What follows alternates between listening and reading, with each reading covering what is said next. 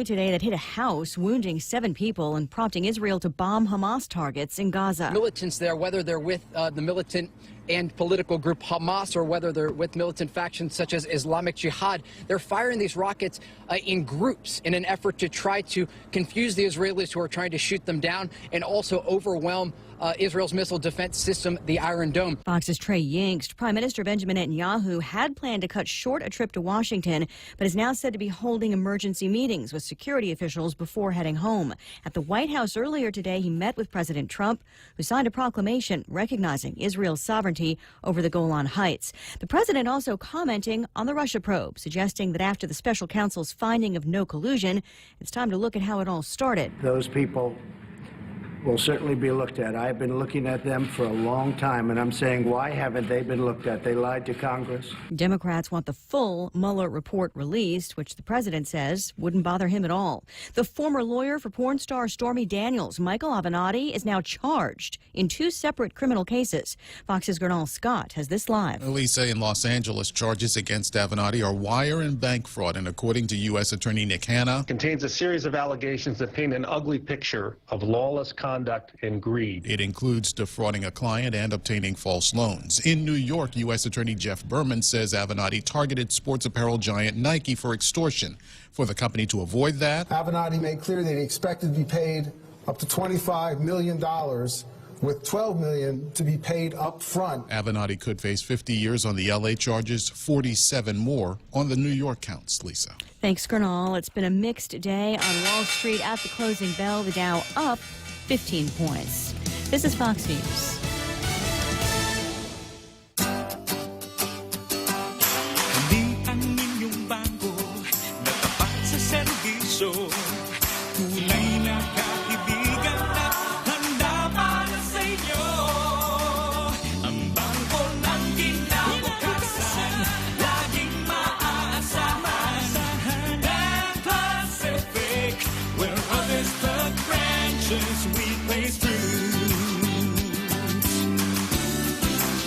The GCC Votech Class of 79 is back. Join them on April 27th at the Onward Beach Hotel for a night of dinner, dancing, skits, and reminiscing. It's been 40 years since graduation, so take advantage of this once-in-a-lifetime chance to relive the memories. There's also a memorial mass on Friday, the 26th, at the Santa Teresita Church. Be there at 5:30 for candle placement in honor of classmates who've gone before.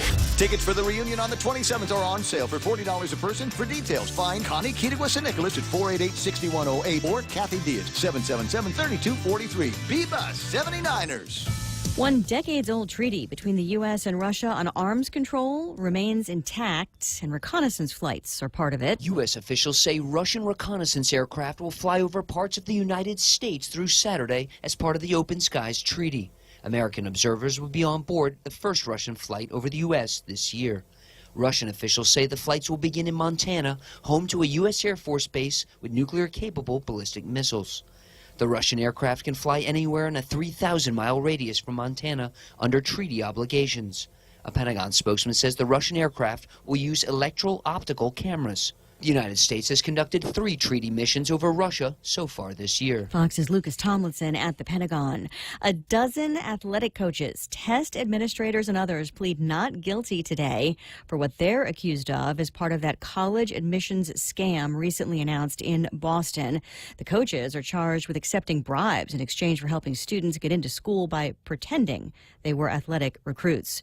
Britain's Prime Minister still in search of votes to get her Brexit plan over the finish line. Prime Minister Theresa May telling Parliament here that she wants to put her proposal for Britain's EU divorce to another vote. But it is with great regret that I have had to conclude that as things stand, there is still not sufficient support in the House to bring back the deal for a third meaningful vote.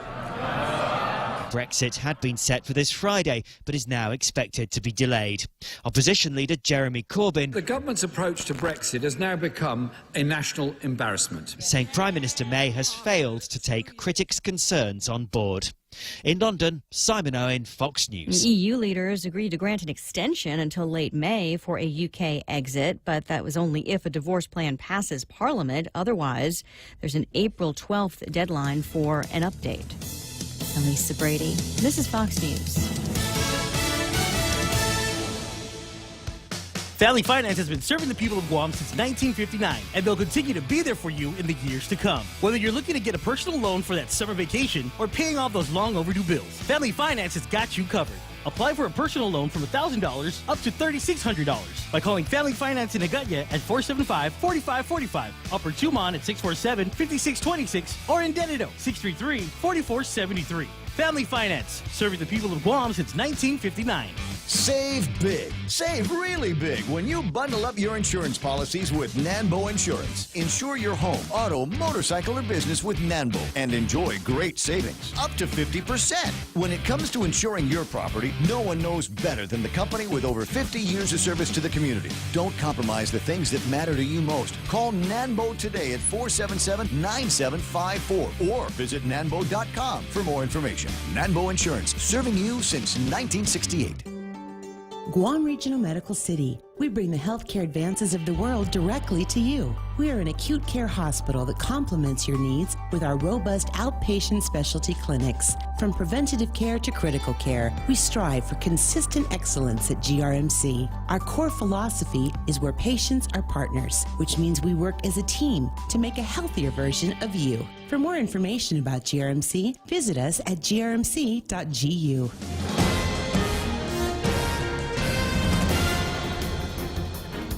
Half a day and good morning, Guam. News time here at The Point is 7 minutes past 6 a.m. this Tuesday morning. I'm Kevin Kerrigan. Here's a look now at some of the top stories from the Guam Daily Post. Lawmakers spent the day yesterday making amendments to the Guam Cannabis Industry Act of 2019, which proposes to legalize recreational marijuana on Guam. Among the amendments to Senator Clynt Ridgell's Bill number 32 was a proposal to impose a 10% special marijuana assessment fee introduced by Senator Jim Moylan. The fee would be imposed on the dollar value of cannabis sold at a retail cannabis store. It would be added on top of the 5% business privilege tax that already applies to retail sales. Bill 32 already includes a 15% excise tax, which is applied at the wholesale level when the grower sells their cannabis product to the retailer. The fiscal note on Bill 32 projecting the 15% excise tax will raise about $5.4 million. The additional 10% retail fee, said the senator, could generate another $3 million in annual revenue. Senator Ridgell rose to object yesterday, saying the fee sounds like a sales tax. Senator Moylan responded that it's not, saying it's a fee like others already in effect on island. The amendment to add the 10% fee was approved by Senators Castro, Muña, Shelton, Terlahi, Pedro Terlahi, Sabina Perez, and Talina Nelson, and Moylan, of course, all voting for it. Session resumes on that bill at 9:30 this morning. And while the debate over the legalization of recreational marijuana continues in the legislature, the Archdiocese of Agana yesterday releasing a statement opposing the bill. Archbishop Michael Burns released the statement saying that legalizing the use of cannabis will only harm the common good of our island, not enhance it.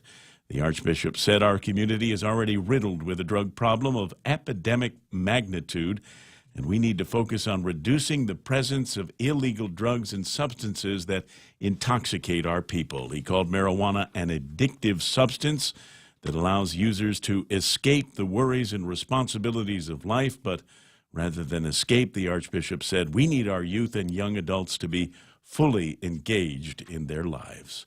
We'll have more news after this. Looking for a great deal on a new Chrysler, Dodge, Jeep, or Ram? Then get to Cars Plus in Mighty now for our spring sales event, like a new Jeep Compass Sport, $166 per paycheck, or a new Chrysler Pacifica LX, $220 per paycheck, or save $8,500 on a new Ram 1500. How about a new Jeep Wrangler Sport, only $274 per paycheck? Low 1.99% financing is available on approved credit. Save thousands during our spring sales event going on now at Cars Plus in Mighty. Cars Plus, driven by you. Lead-friendly burgers at Chili's. Indulge in a selection of our famous burgers with a black bean patty. Black bean patties combine beans with onions, parsley, bell peppers, and cilantro. Served with dill pickles and fries. More Lead entrees include the spicy shrimp tacos, Cajun pasta with shrimp, or grilled ancho salmon. Best of all, each entree is just $15 and comes with a refreshing Coca-Cola, iced tea, or Heineken on draft. Our fresh house salad with an entree for just $15. Chili's 3 for Me Let menu. Available for a limited time. Chili's. Chili's. More life happens here.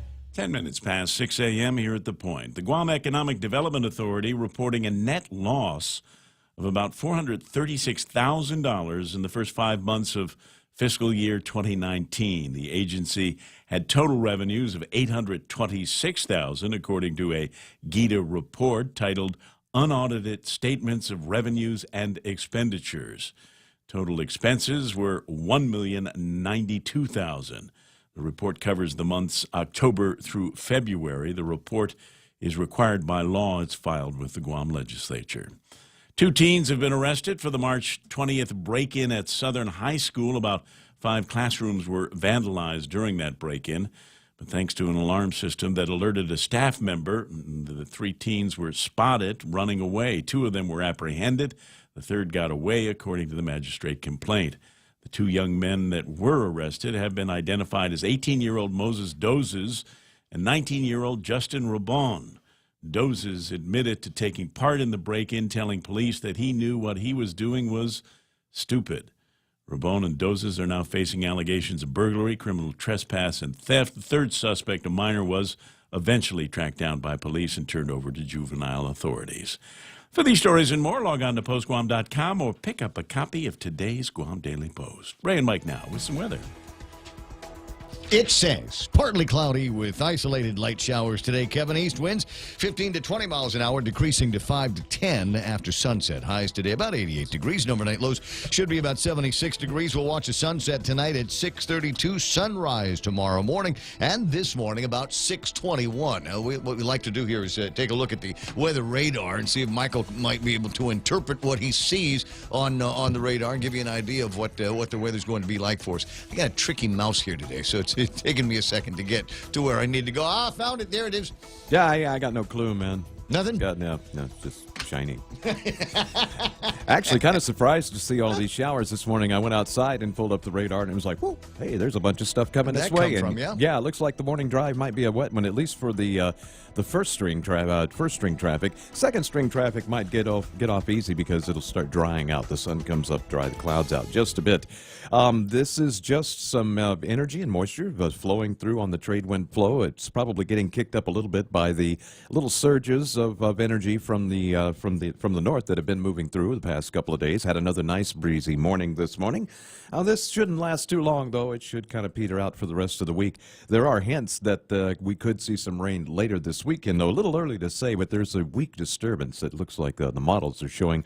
It may form up and pass just to our south and just close enough to bring us some rain this weekend. I can kind of show you where that disturbance will come from on the satellite, if we can get to that satellite with this. I'm working on it. This mouse. One of our mice is freaking out the other. I think this is not Mickey Mouse here. This is so. Yeah, we're showing that. That's very far to the north. Yeah. There is a strong frontal system, as you can see, moving off of Japan right there, and a low-pressure system far to the north there. It will push some of the energy down to about 20 degrees north of latitude, but I don't think it'll get much further than that. That's good. Can't fix it. That's okay, yeah. And what I can see on the satellite here, though, is you can literally see an arc of clouds as a shear line just kind of retreats. It's weakened enough to where it's getting caught up in the regular trade wind flow. Some of those clouds moving over us, that's what's happening right now.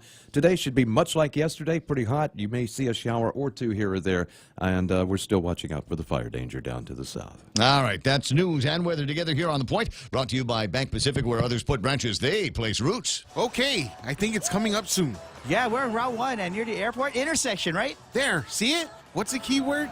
Look for the keyword. Check out the Vantage digital billboard and reap the rewards. Catch the keyword on the screen and get a free Americano or tea with menu purchase when you mention the keyword at your next visit to the Hive. Conditions may apply. Did you see it? You got it. I got it. You just focus on driving. Take advantage today and take a look at Vantage Advertising's digital billboard located on Route 1 at the airport intersection. Hey, you're going to get hungry a little bit later on. Swing by King's in Harmon or tomorrow and check out their Lenten menu. Parrotfish, bangor, shrimp. They got salmon all over the place all your favorite seafood meals and prepared just the way you like them at King's for Lent. The program's also brought to you by American President Lines. They're shipping the future. Micronesia, renewable energy. There's never been a better time to go solar in Guam Regional Medical City, the first choice for your specialty care needs. In 1972, Jesus S. Leon Guerrero pictured a brighter future for our island and its people. With the trust and support of the community, he founded Bank of Guam. In celebration of our 47th anniversary, we're offering a Founders Day loan for up to $50,000, as low as 4.70 annual percentage rate. Visit any branch or bankofguam.com for more information. Subject to bank's lending criteria, terms and conditions apply. Offer valid until March 29, 2019. Bank of Guam, member FDIC. I'm sorry, I'm probably supposed to be telling you about some of our sponsors. It's just there's an interesting story about a guy that shot himself while trying to kill a cockroach. More on that later on. Portions of the program brought to you by Cars Plus. Jan and Dunge and Joey, they're all waiting for you to come in there and take a look at some of the nice fancy rides that they've got. And once you've gotten yourself into one of those cool rides from Cars Plus or Cycles Plus or Harley Davidson, take it over to Nanbo Insurance and ask them how you can save some money on your insurance in 2019. They might be able to put the calculus together to save you something like half of what you pay for your insurance. I don't understand how it works, but they do at Nanbo Insurance. There's going to be lunch waiting for you at Wendy's, clean and simple and honest. It starts with chopped salad, and then you go into the North Pacific filet, the cod filet, which is absolutely fantastic the way they fry that thing up. Perfect golden brown, Japanese panko breadcrumbs, pickles, all kinds of flavors, all kinds of textures going on there. So good for you. Then you wash it all down with the Honest Green iced tea from Wendy's. The Ray Gibson Show. Morning talk that matters. Call now, 888-TALK. That's 888-8255.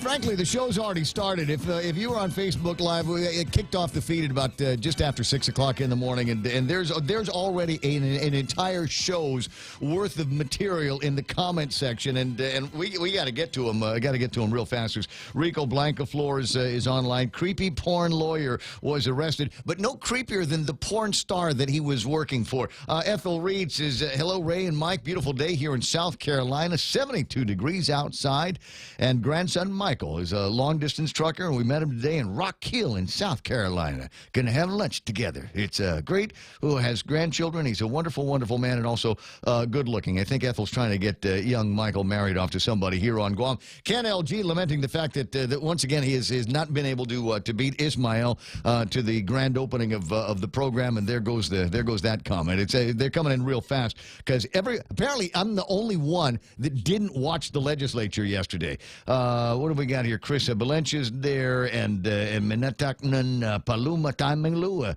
Ken LG says Ismael must have special superpowers that he uses to make Superman look like a wimp. Ken, Ismael's he's an Army SEAL, so he's got special training to be able to work out the technology. Being an Air Force Ranger. Ranger? Yes, yeah. Exactly. Felix Rages is there. Cheryl Ojai, Charlene Marcia. So, hey, there's Kylan Eckert. Hey, Coach, nice to see you there. Gabby LG, who says, today's a really good day, but won't explain why, Gabby. Come on. Tell us what curled your toes today. We all want to know. Don't keep secrets from your pals. Mo Cotton's on. Jeanette Suzuki's online. Lady D says, yesterday was Goofy Senators Day. I saw some really ridiculous amendments on amendments that got taken out. Some of the senators should stop and think before they get up to the mic and open their mouths. Look, just mirror drinking laws and look to see if there's laws that are already in place. Anita Mofness is on with her Valentine's eyes, and Tommy Barcina's cousin Tommy says, come on, Kev, what about the fine doctor? No front page. You're referring, I guess, to an interview that Akimoto did on KUM. I'm going to have to see if I can dig that out and play it somewhere. Recreational marijuana will drive black market business into success without GovGuam's intervention. More on that in a couple of minutes. The Lady D says the church should pay attention to the trouble it's in already before they go on to other things. It's an interesting point here, talking about the moral high ground that the church might have had in this conversation, say 5 years ago. And I don't know that they speak from the same platform in 2019. In all due respect to the Archbishop and others in the clergy, it just now's a bad time to start talking about somebody else's evils. I got former Governor Carl T.C. Gutierrez is there. Carl Fukuda. Paul Barron is online this morning. James Howard says the church has bigger issues to fix. Father Almighty. Levon C. Guerrero Meno is there, and Lou Sanchez. Auntie Lou. Mingo Reed. Johnson Nicholas. Have a great Tuesday all. Still off a day. Yeah, I guess it was like that. Somebody had referred to this as speed hump day. The week is going fast, but it ain't going that fast. Juanita Machi, Gerard Estoy. I got James Schmidt, more Gabby, Bob Lazama, Jim Martinez, Michael Knight. Is that Michael Knight? Oh my! How about that? Greg Lund, Jose Martinez. There's just so much. Bert Duarte, Michelle Peer, Tom Todzi. Everybody is online this morning. Hey, Heather, nice to have you on as well. So welcome to the program. Excuse the mess. Jumping into that early because, as I said, the show within the show on the Facebook Live comments, that's already on and underway. And there's already people fast and furious with their comments. I'll share some of mine, although mine will pale in comparison to what I'm reading about here on the Facebook. So we'll talk about some of that here in a little bit. 20 after. As I said, welcome to the program. My name is Ray Gibson. This is the Ray Gibson Show on 93.3 The Point. Michael Knight gets the phone when you call at 888-8888. There's an interesting ringtone you got there, son. 888-8888 is the telephone number around here. You can WhatsApp me at 988-5874. That's 988-5874. And do you have the story that we got from Paul Tapau a few minutes ago? On a found kid. Yeah, actually I do. Let me dig it up here. Yeah, is the kid found or not? It's not clear. The way I read it, it's a found kid. But it doesn't say that. The Guam Police Department is asking the help of the community relative to a lost child. At around 4:30 a.m., officers from the Dededo Precinct Command received a call of a 4 or 5-year-old boy walking on Tselan Balaku by UR Mart in Machinanao, Dededo. The child is described as possibly local with black hair, wearing a blue shirt, gray shorts, and black slippers. We are asking family members or the parents of the child to proceed to the Dededo Precinct or call the precinct 632-9808, 632-9808. And you're right, it is unclear from the writing that we've received whether the kid, whether they just saw the kid walking around and now want the parents to meet them at the precinct, or if they have the kid and parents should come to the precinct to retrieve them and then get arrested for keeping an eye on the kid. I think where the confusion comes in is the way they started the statement talking about a lost child and then describing, in fact, a child that they had found and are looking for their parents. Well, we'll find out. I've texted him to ask for clarification. We'll sort it out. And it's when it's a situation like that, it is not a lost child. If they have the kid's not lost anymore. The kid is actually found. It's no longer a missing kid. We found the kid. We just now we're missing the parents. That's what we've got to. That's the gap that we've got to close here. Anyway, we'll start all of that stuff off. It's the start of another goofy day on Guam. Apparently there's I didn't have a chance yesterday. A fairly busy day, as Mondays are for a lot of people, so I didn't get a chance to watch the legislature, and frankly, as I've mentioned before, it is the most frustrating experience in the history of being able to watch anything. And it's not so frustrating when they're in the process of talking, deliberating, debating, proposing, amending, voting. That's not hard. That's easy to get through. What is frustrating is they take these infernal breaks, and you never know how long the break is going to be, and sometimes they take a break. They'll be back in 2 minutes, and then they'll break for a half hour, and then they'll come back and say, we're going to take a lunch break. And then it'll be 3 hours again before they actually start back up in the process. So, for people that are trying to watch what's going on over at maybe that's why we need to have a part-time legislature. You just cram it all in there like you don't have a lot of time. Look, you're social media now. I mean, it would be the same thing as us stopping the program every once in a while so I can take a look at my notes, pick my nose, scratch my butt, hit the john. Yeah, from my experience, Texas has a part-time legislature. Yes, I know, this ain't Texas. But they get in there and they get their business done and then get out of there and go back and take care of their personal business. I don't know. So amendment upon amendment upon amendment, and I think there ought to be I've seen this before, friends. I've seen the way they do this over at the legislature, and there'll be amendments proposed, and the screwy thing is it'll be amendments proposed by people that are already hard nosed. We got a bunch of people over there that are hard passes on this legislation, and some of them have said so. But we're still going to throw in an amendment. Look, here's my deal. If you put an amendment in a bill, guess what? You are now a supporter of the bill. You're in it. Don't go throwing amendments at bills, and then it comes to voting time, and you go, yeah, but I'm not going to vote for it. I'm not passing this. You know what? Go stay home. You're going to add a screwed up amendment to a bill that you're not even going to support. Don't bother. Don't bother. I got from, I think, very good authority. I won't tell you who it is. I will tell you it is one of the 15 members of the legislature, and they have sent me a thing of how they think the vote count is going to go. Hold on a second. Let me see if I can pull this up while I'm talking to you on the radio. 6:25 in the morning, and it's for sure no votes, including Jimmy Moylan, Will Castro, Telena Nelson, Therese Terlai, and Sabina Perez. Now, if you look in the Guam Daily Post, because this is a complete source of news, they tell you who voted how on an amendment here. It is an amendment, yada yada yada. Sales tax. We don't have a sales tax for Guam. Moylan said. Now we're going to Indian wrestle on the definition of a tax versus a fee. Voting. Speaker Tina Munoz Barnes called for a vote on Moylan's 10% fee amendment, and it passed with Senators Will Castro, Luis Munoz, Amanda Shelton, Therese Terlai, Pito Terlai, Sabina Perez, and Telena Nelson voting for it. Wait a second. And Moylan as well. And Moylan, yeah, and Moylan. So he voted on his own amendment, but I'm told from among the 15 that Moylan is a hard pass on this. He is a hard no on it.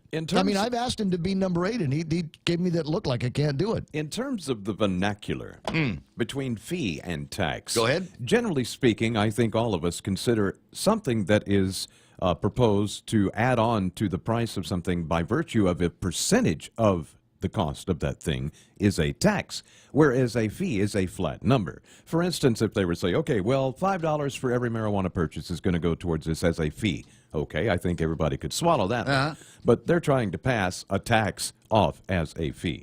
And it just doesn't work that way. Okay, and so part of the debate, if you want to make it part of the debate, not part of the debate. Look, this is the other thing, and I certainly appreciate this, and I think that what might have been some of my suggestions is if we've got concerns over different parts of the community that might need more help, different parts of the community that could use a few extra dollars. I don't necessarily have a problem with you looking into the price of an ounce of marijuana and saying, all right, we're going to take. Wow, what is this going to be up to now? 30%? So we've got the 15% excise in there from the wholesale side over, and that's going to get passed on to the consumer. 5% of the business privilege tax, and now 10% marijuana fee. So now we're talking about 30%. So nobody's bought anything yet, and the government's already into it for 30 cents on the dollar for every transaction that we've got. Not bad at all, guys. Here's the problem, though. You got to be real careful because we got to try to make it so that we don't outpace the going rate for marijuana. You know, there's still a pimply kid down the street that's been growing this stuff in the boonies behind his house for a year, and he may still be able to sell me marijuana cheaper than I'll be able to get it under deregulated times. Yeah, at the rate they're going, Guam will never be.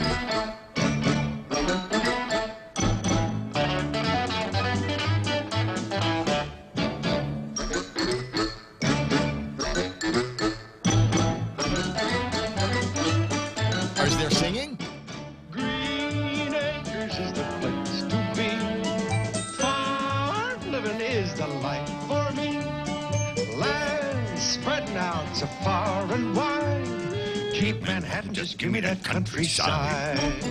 Making sure Facebook doesn't kick us It's off. nursery rhymes for my generation. It's really is. that's all. It's in my head. Now we gotta play the whole thing. Now we gotta do the Beverly Hillbillies and Petticoat Junction. It's gonna be that kind of morning. All right. So as I said, Will Castro, Louise Munia, Amanda Shelton, Therese Terlahi, Peter Terlahi, Sabina Telena, and Jimmy Moylan all voted to pass along a 10% quote fee to the cost. So again, in my mind, if you are not going to vote in favor of the legislation, then don't participate in the amendments. If you've participated in the amendments, as far as I'm concerned, that is support for the measure. You're okay with everything up to and including the degree that you're going to be grabbing a few more dollars out of the marijuana smoker or ingester's pocket for the privilege of being able to do this on Guam. And that, in my mind, indicates your support for this measure. So don't be hypocritical, don't be Indian givers, and don't be contrarians and support amendments on a measure that you are ultimately going to vote down. And let's be very careful about some of the amendments going through here. I'm disappointed in this one here because it just I don't even know how to describe it. I don't want to say that it might be the dumbest thing that I've heard from the legislature because they're going into session later on today. There could be more dumbness. But this one here, unlawful dissemination of cannabis odor. What? Okay, I get it. Cannabis is not the most fragrant of the herbs that are out there. I understand. And there might be the same way that there are businesses that we've got a no smoking within 20 feet of no smoking inside.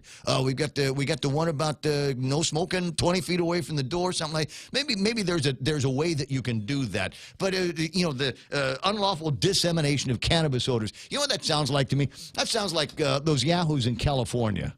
I'm sure it's California. I'm positive it's California that said that there's unlawful dissemination of barbecue smoke. That's why right? California sucks. Yeah, if you're having a barbecue in the backyard and one of your neighbors complains because they don't like the smell of the barbecue, they don't like the way that you put together the crackling of the smoke or the whatever, they can call and somebody will come and make you put out that barbecue fire. The barbecue police. Didn't they have lawnmower police there too?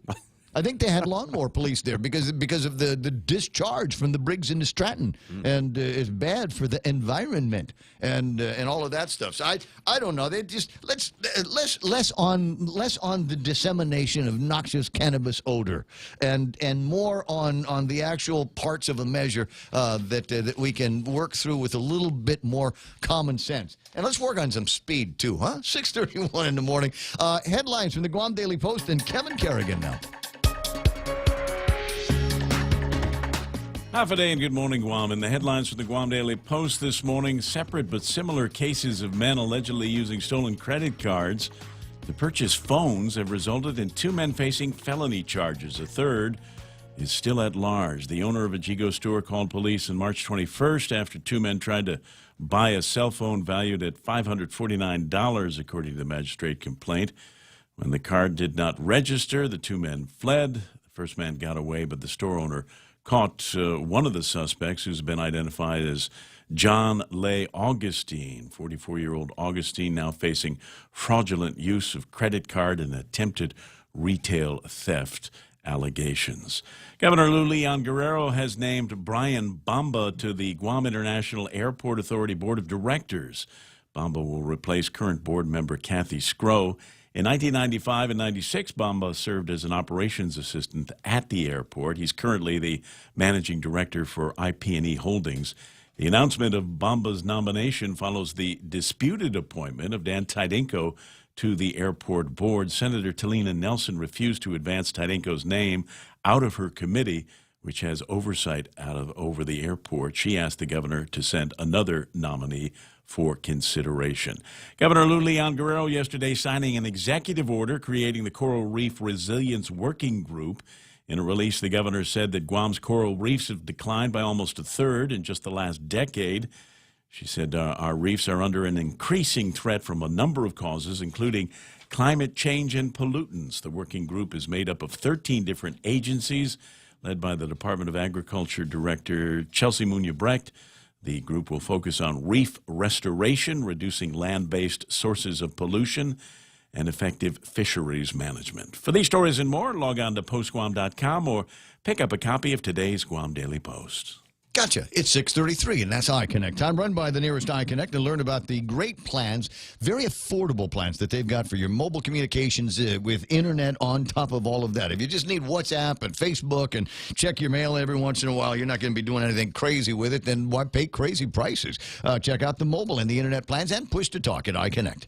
When your family needs medical care, how often do you find the need to visit multiple clinics? When a child has a serious ailment, do you find yourself meeting a medical provider only to learn you must go somewhere else for testing? At the FHP Health Center, you can find multiple specialties and testing services under one roof. And if your family needs urgent care, FHP is there for you with convenient weekday, evening, and weekend hours. Voted the island's best clinic in Pika's Best 2 years in a row. FHP, our island, your clinic. Learn more at fhpguam.com. I see that there. Portions of the program are brought to you by my friends over at Subway. They're your friends, too. They like the idea that you get to hang out with them during Lent, so they put together a great Lenten meal for you. What have we got here? It's shrimp and guacamole. We have shrimp and guacamole, and the way it works is you put the shrimp and the guacamole on your favorite kind of bread in the whole wide world. And they've they got 9 different kinds over at Subway, or you can have it in a wrap. So get that great flavor, the shrimp and the guacamole wrap all together for a limited time at Subway.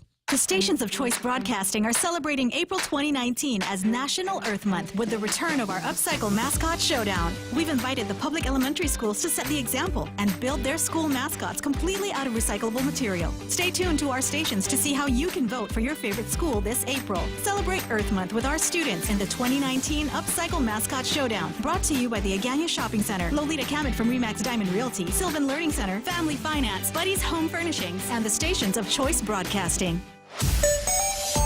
Time to Gizmo time. Let's see if there's anything that is happening on the roadways right now. I think it's still kind of early for all of that stuff. I do have somebody complaining about Route 10. What exactly parts? There were some spots, because I remember there were some spots on Route 10 that they'd actually kind of cleaned up.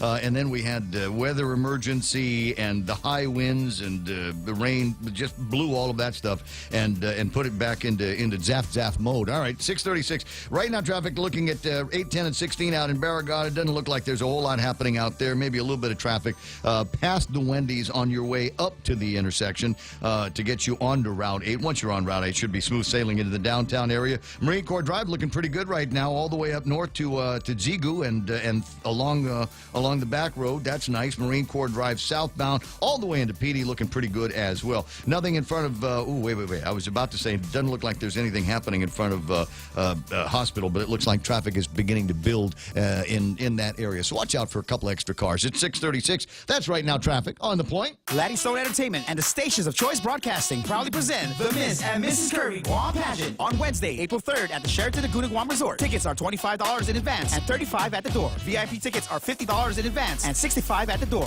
Tickets available at the High, Misa Zone, the Vault, and from any of the lovely curvy contestants. Doors open at 6 p.m. and the show starts at 7. Hosted by yours truly, Ryan the Mixologist, and the beautiful Liza Camacho. Special thanks to Pitbull Empire, Local Promos, Figure 8, One Punch Media, and the International Sports Center.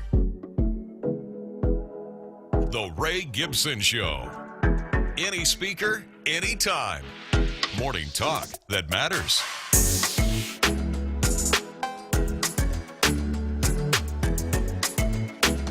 Got a note here on the points page. Says Ray Gibson, you just used the phrase Indian givers. That is an offensive term which is no longer acceptable to use. Wow. You know, if I pondered the whether or not the words that come out of my mouth are offensive to anybody, there's a very good chance that the program would be reduced to about 10 or 15 minutes.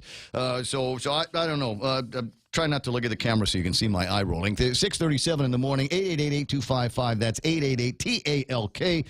Who else is playing around? I got Tony and Ed and Pinko Anna's there, Dave Duenas, Andy Tidenko, June Bells. Hava Carlos Barreto is already online, Zachy Cabrera, and Greg Lentz says, hey, I resemble that California remark. Talking about the steps, the burdensome steps that the states will sometimes take to prevent anything being offended.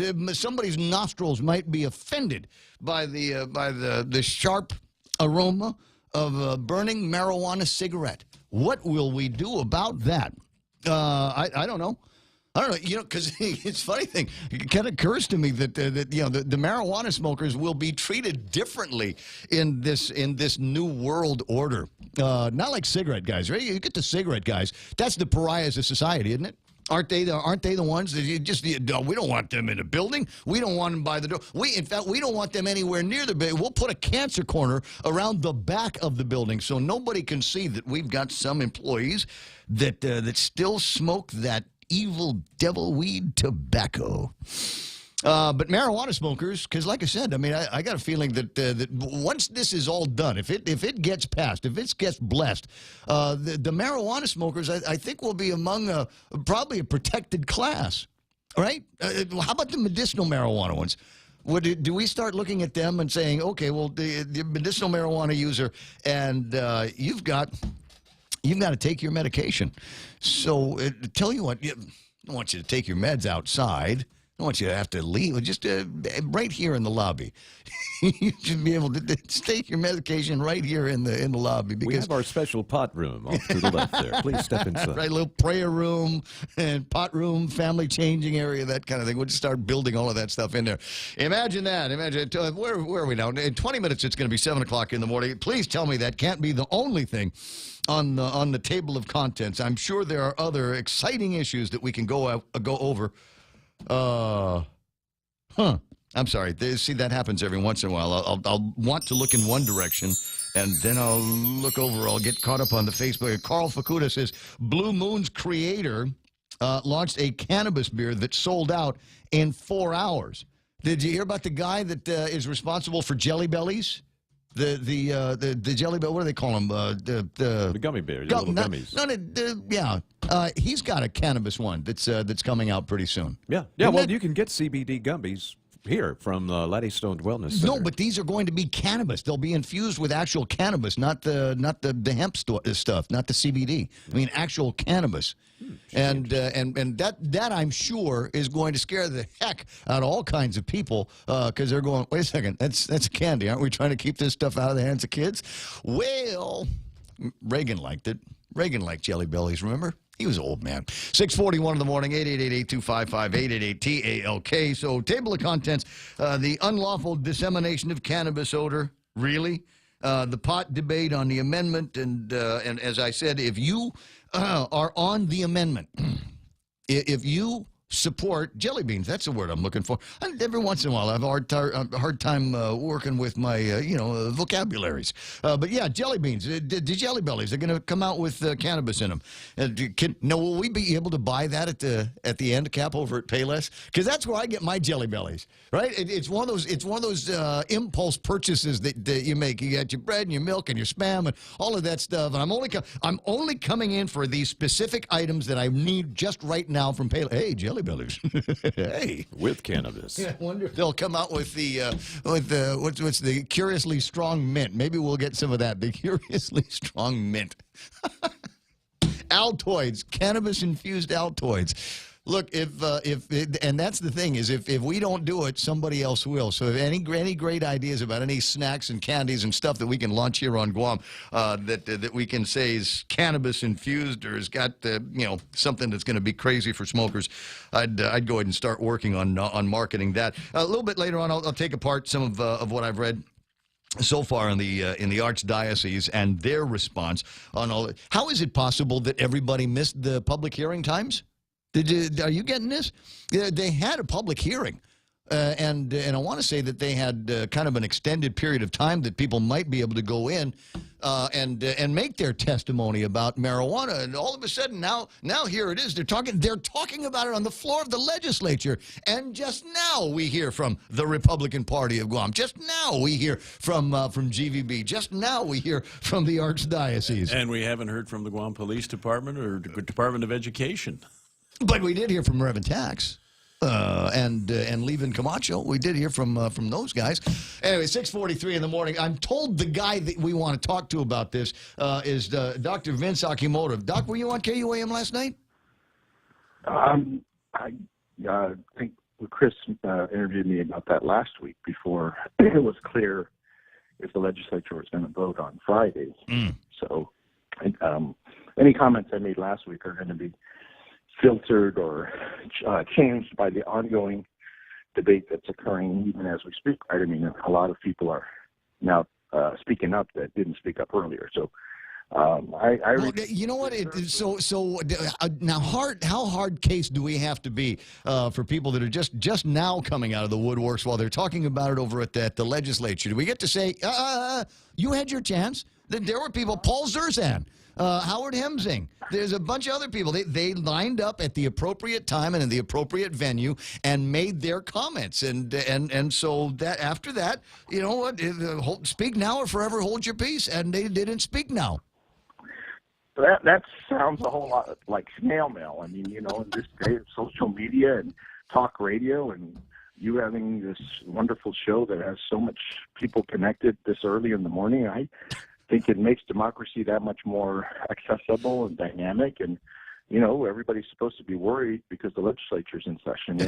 And I'm not going to do it on their timeline just because they have a public hearing at 3:30 in the afternoon when everybody's supposed to be working so they can pay their outrageous taxes. No.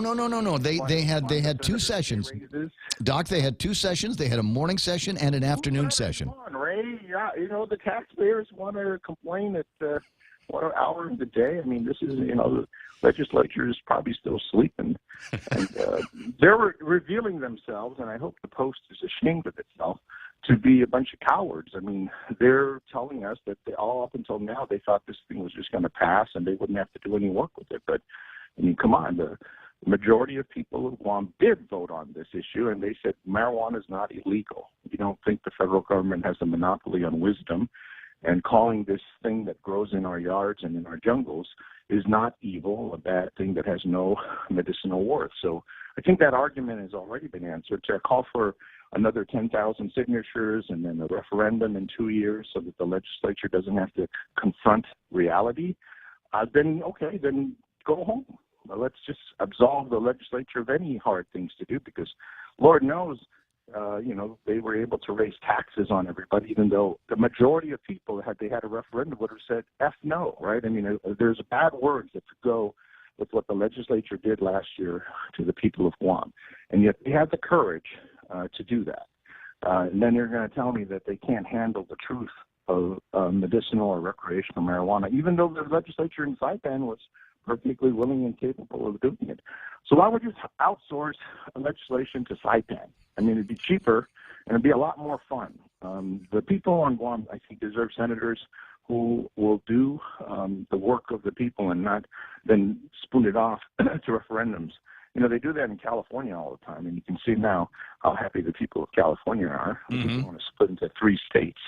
So why don't we just tell the current senators, if they're going to not stand up and do their job, to just go home and stay home, and we'll not even have a part-time legislature. We'll just give it either to the senators in Saipan to do the work or to the mayors. I mean, the mayors are the ones who are picking up the dead dogs. They know what the issues are in the streets. And if you're worried about crime and the impact to the schools and the children, don't ask the senators.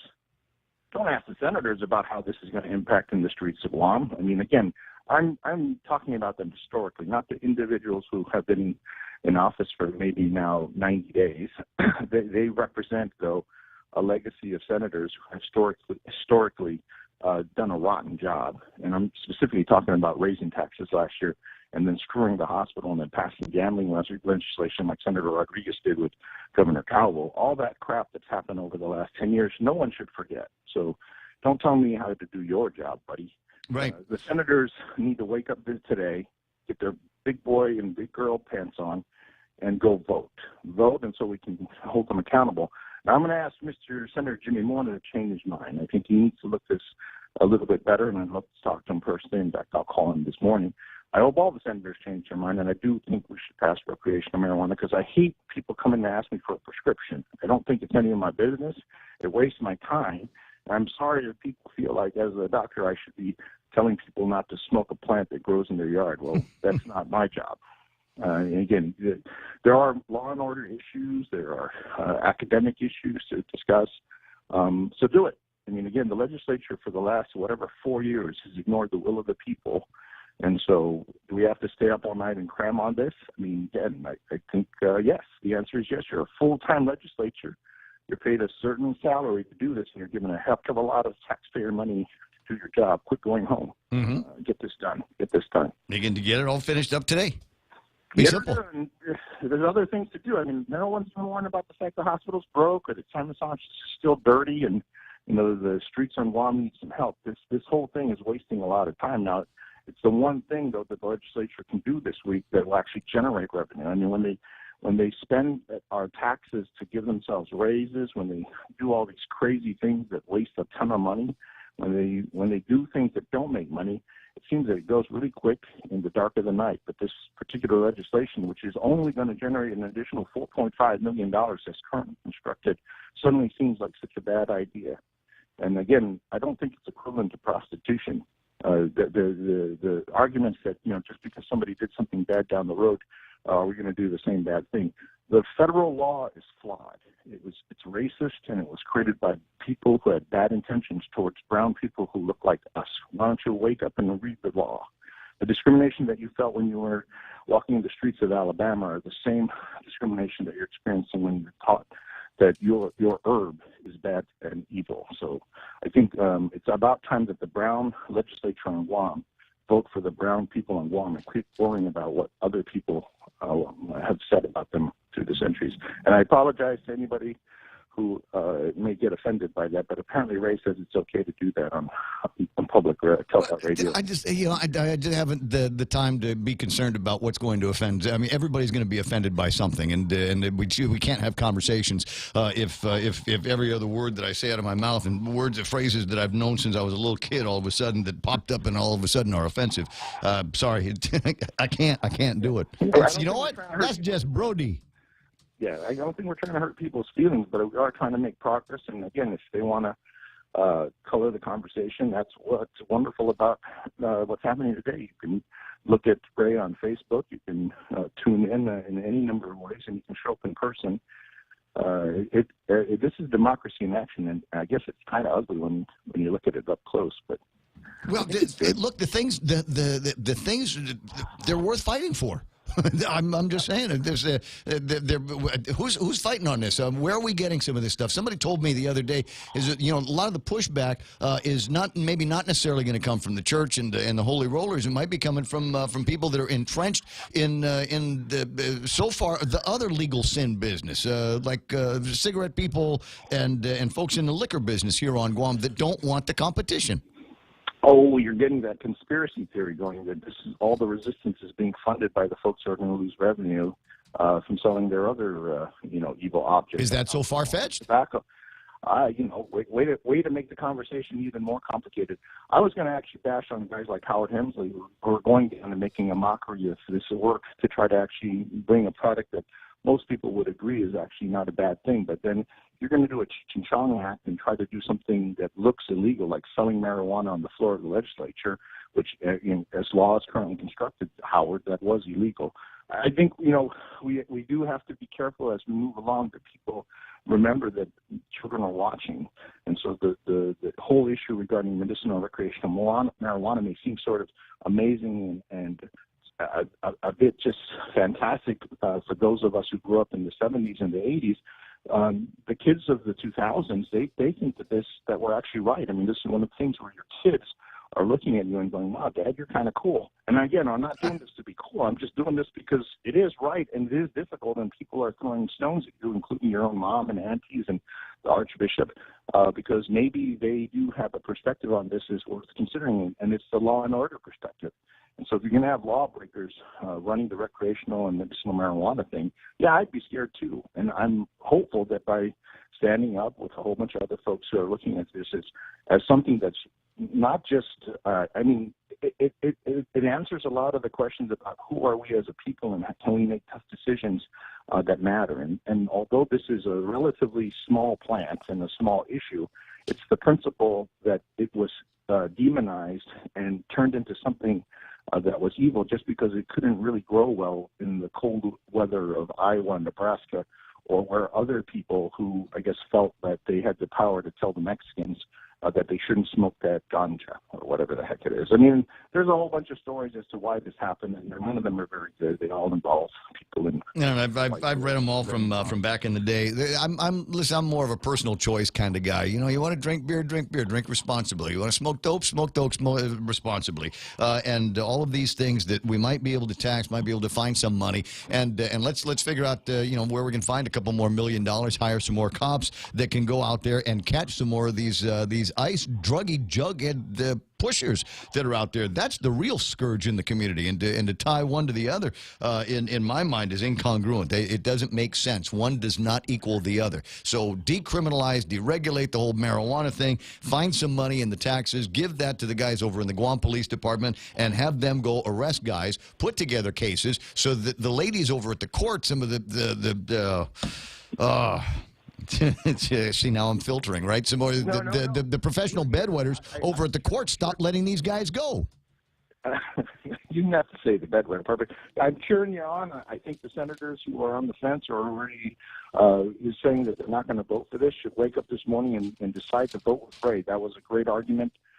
Senator Amanda, who is it? Senator Terlahi, Senator Moylan. You know, we love you. You guys are great people, but you need to vote on the right side of history. The people of Guam have already said that they want marijuana legalized. The reason why it's not available, just like hibiscus leaves and pugwa, are nefarious, evil, racist reasons. There's my pugwa right there. There's my pugwa from Auntie Lou Klitsky's tree right there. And the only reason why I'm not chewing it right now, boy, did I ever tell you I was working in teller training at the Bank of Hawaii, and I was chewing betel nut because I'd just come from Guam, so I had a whole bunch of betel nut my mom gave me, and I was chewing it, and the lady that was leading the class said, you can't chew that here. And I said, why not? She says, it's a narcotic. I said, you are out of your mind. but somewhere along the way, they got the idea that betel nut, especially hard red betel nut from Guam, had some kind of narcotic value.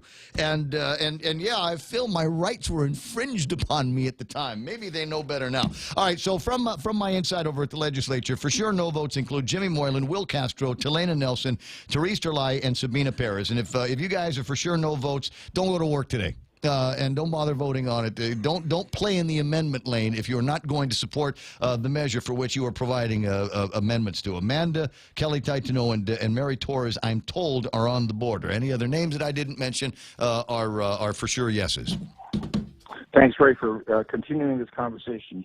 You're making this very drawn-out subject at least stay interesting. Thank you very much. Oh, you're very welcome, Doc. Hey, can I? You need to send me a referral. I need to. My partner wants me to go and have executive physical. Yes, sir. Yes.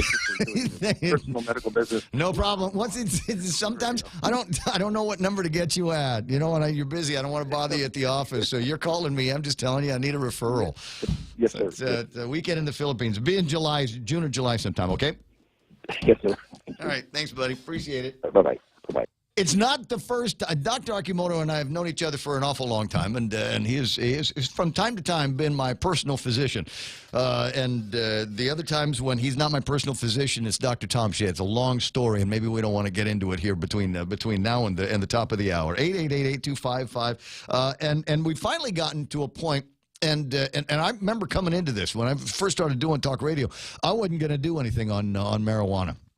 Because at the time, the only vehicle, as Uncle Robert calls it, the only moving vehicle for marijuana was medicinal marijuana. And there wasn't anything going on with that. It wasn't sexy to me. It looked like it was stuck in the mud. Frankly, it looked like the government didn't want to do anything until Luis Muñoz came out and said, yeah, I'll take this the rest of the way. And found a way to clear a path so that people could go to Dr. Akimoto and not get a prescription but a recommendation. Take that to the Department of Public Health, fill in a few forms, and it's not a lot of forms. It's not super thick. Doesn't seem to be a whole lot of red tape here. And then before you know it, bang, you can start growing this stuff in the house for your own personal consumption. And your own personal treatment in medicinal marijuana. And then Clynt started talking very seriously about recreational marijuana. And in my mind, that's where it gets sexy. That's where it gets sexy. There's a little bit of, authority questioning going on in my head, and that's fun. right? Because I'm from that place in the 70s and 80s where we wanted to question authority. Ooh, and now look, I'm one of them.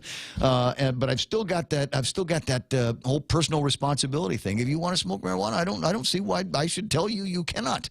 As long as you're not driving a school bus or flying airplanes, doing some really, really important, driving fuel trucks down the road, big trucks loaded with all kinds of gear. As long as you're not high while you're doing that, then no problem. No, you know what? Maybe I should ask the police department. When's the last time they pulled anybody over for being stoned? When driving under the influence, DUI, driving under the influence of something. When's the last time they caught somebody that they knew was actually high from just imbibing with the marijuana? So, like I said, personal firearms, that kind of thing. You don't want guns, don't buy them. But don't tell me I can't buy them. Don't want to ride your motorcycle with a helmet on? Okay, no biggie. That's not my problem. I'm going to ride a helmet, but I certainly respect your right to get on a motorcycle and not wear a helmet. That's just the way you roll, right? 6:59 in the morning. The radio station is KUSG. Got you. My name is Ray Gibson. More of this kind of thing coming up in the next hour of the program. Jerry Roberts and an extra point. It's Tuesday, so that's double Jerry Roberts Day, which means you get him on the radio. You also get him in today's Guam Daily Post. Narcissistic boss much? How do you deal with that? You can read about it in the Post while you're waiting for Jerry Roberts to get in here. The market that was supposed to materialize after the whole Mueller case apparently did not. What happened there? It looks like we've got some other fears of global economics. More on that in a second. Right now, Fox News Live on KUSG. Got ya. Neither side is completely satisfied. On Lisa Brady, Fox News. The Attorney General's summary of the Mueller report leaves some lawmakers on both sides of the aisle calling for more information and more investigations. Fox's Jared Halpern is live on Capitol Hill. Other elements of the investigation could get a congressional review. Senate Judiciary Committee Chairman Republican Lindsey Graham wants answers about how the counterintelligence probe that became the Russia investigation started in the first place. FISA warrant issued against Carter Page, based on a dossier prepared by Christopher Steele, is at a minimum disturbing. Whether or not it's illegal, I don't yet know. Graham has called for a second special counsel, much like Robert Mueller, to investigate the FISA process and the FBI's handling of the Hillary Clinton email investigation. Lisa. Meantime, Jared, President Trump earlier today also suggesting a closer look at how the Russia probe started. People that have done such harm to our country. We've gone through a period of really bad things happening. While Democrats question the Attorney General's decision to clear the president of obstruction allegations, demanding the release of the full Mueller report. Attorney Michael Avenatti, best known as the former lawyer for porn star Stormy Daniels, is now charged in 2 criminal cases. In New York, accused of trying to extort more than $20 million from Nike. By engaging in the conduct alleged in the complaint, Avenatti was not acting as an attorney. A suit and tie doesn't mask the fact that, at its core, this was an old-fashioned shakedown. U.S. Attorney Jeff Berman says Avenatti threatened to release damaging information about the company. He's facing separate bank and wire fraud charges in California, where he was arrested, accused of embezzling a client's money to pay his own expenses. This is Fox News. Looking for a great deal on a new Chrysler, Dodge, Jeep, or Ram? Then get to Cars Plus in Mighty now for our spring sales event. Like a new Jeep Compass Sport, $166 per paycheck. Or a new Chrysler Pacifica LX, $220 per paycheck. Or save $8,500 on a new Ram 1500. How about a new Jeep Wrangler Sport? Only $274 per paycheck. Low 1.99% financing is available on approved credit. Save thousands during our spring sales event going on now at Cars Plus in Mighty. Cars Plus, driven by you. Shrimp and guacamole for Lent at Subway. The all-new shrimp and guacamole combines generous portions of whole shrimp and a spread of guacamole served on freshly baked bread, paired with vegetables cut fresh daily in restaurants and sauces that are sure to excite your taste buds. Hurry in, it's only available for a limited time. Other fresh Lenten flavors include the classic tuna or the mouth-watering greatness of our seafood sensation. Don't forget the Veggie Max, a delicious and tasty vegetarian patty. Visit any of our convenient locations today. At Subway, you make it what you want. A shorter trip to the White House than originally planned for the Israeli Prime Minister today after a rocket attack that wounded 7 people in a home north of Tel Aviv. Our prayers are with our friends in Israel as they carry out an incredible way of life in the face of great terror. President Trump saying Israel has an absolute right to defend itself. He also signed a proclamation that Prime Minister Benjamin Netanyahu says translates a 1967 military victory into a diplomatic one. And that is why, Mr. President, your decision to recognize Israel's sovereignty on the Golan Heights is so historic. Meantime, his trip home to Israel delayed by emergency security briefings as new rocket fire was reported after Israel responded to the earlier attack with airstrikes on Hamas targets in Gaza. The U.S. Transportation Department says an outside panel will review the FAA's certification process used to approve the Boeing jets that are currently grounded because of 2 recent disasters. Those crashes remain under investigation. Some Hollywood heavyweights starring in Apple's latest announcements. Apple really making their pitch of how they're going to take on other streaming giants like Hulu and Netflix. It's not just about more content. It's about high quality original content. That is their pitch. They want to be the destination for the best originals. Fox Business Network's Hillary Vaughn after today's event at the company's California headquarters. They had A-list actors and directors stealing the show, teasing their new projects, airing exclusively on Apple's new streaming service, Apple TV+. Reese Witherspoon, Steve Carell, and Jennifer Aniston. Steven Spielberg announcing a series of old stories that he will bring to life, and Oprah announcing 2 documentaries coming to Apple TV+ only, one on workplace harassment and the other on mental health. Apple says its new subscription TV service is coming this fall, but no word on the cost. This is Fox News.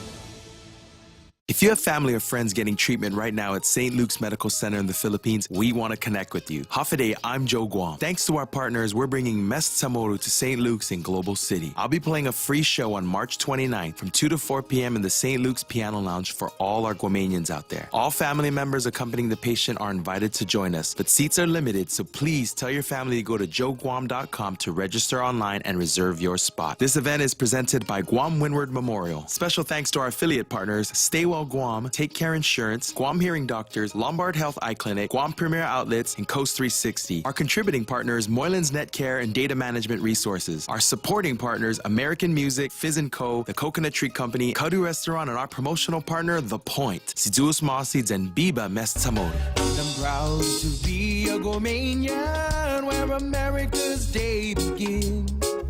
And I can't forget the women and men who fought for my brown skin. Save big. Save really big when you bundle up your insurance policies with Nanbo Insurance. Insure your home, auto, motorcycle, or business with Nanbo and enjoy great savings, up to 50%. When it comes to insuring your property, no one knows better than the company with over 50 years of service to the community. Don't compromise the things that matter to you most. Call Nanbo today at 477-9754 or visit nanbo.com for more information. Nanbo Insurance, serving you since 1968.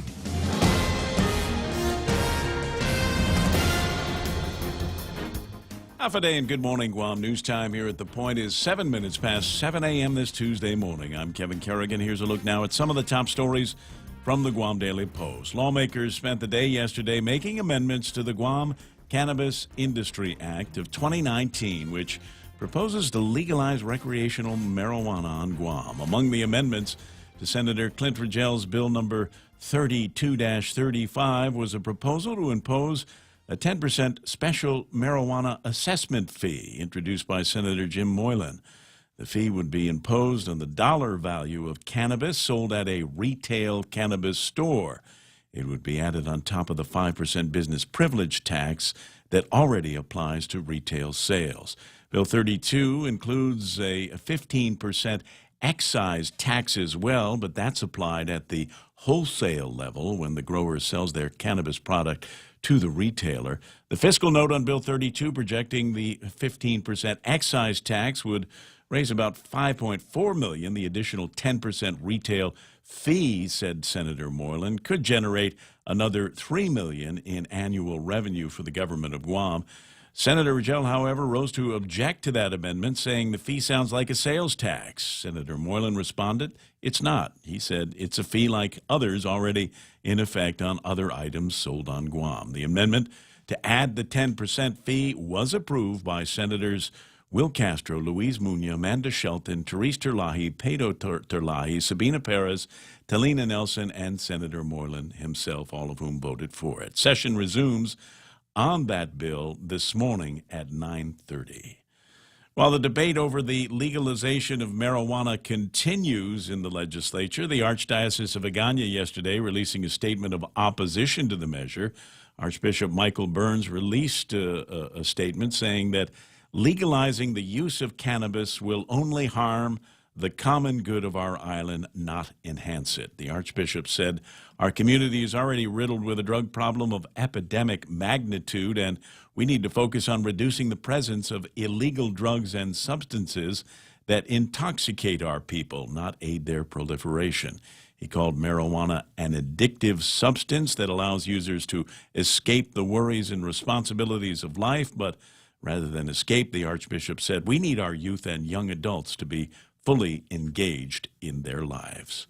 We'll have more news after this. Here at APL, our core values give the company its heart and soul. Whether it's connecting your business with our global network through our newly enhanced service or investing our efforts into giving back to the community, APL is committed to serving you. We humbly honor the opportunity to find innovative solutions for you and your business. To learn more about our enhanced service, call 588-4651 or visit www.apl.com/Guam for more details.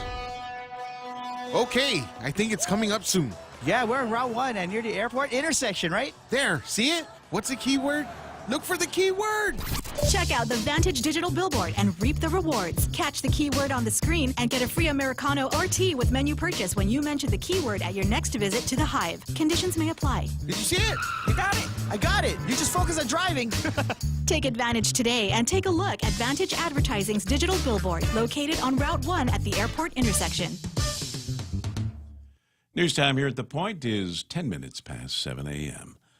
Governor Leon Guerrero has named Brian Bamba to the Guam International Airport Authority's Board of Directors. Bamba will replace current board member Kathy Scrow. Bamba is currently the managing director for IP&E Holdings. The announcement of Bamba's nomination follows the disputed appointment of Dan Tydinko to the airport board. Senator Talina Nelson refused to advance Tydinko's name out of her committee, which has oversight over the airport. She asked the governor to send another nominee for consideration instead.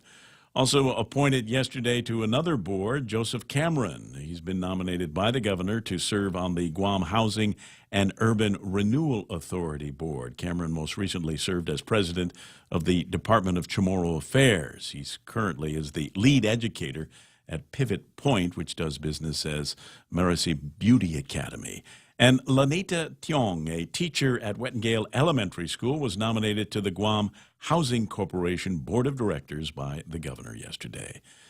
Also yesterday, Governor Leon Guerrero signing an executive order creating the Coral Reef Resilience Working Group. In a release, the governor said that Guam's coral reefs have declined by almost a third in just the last decade, and our reefs are under an increasing threat from a number of causes, including climate change and pollutants. The working group is made up of 13 agencies led by the Department of Agriculture Director Chelsea Munya-Brecht. The group will focus on reef restoration, reducing land-based sources of pollution, effective fisheries management, and sustainable recreation use.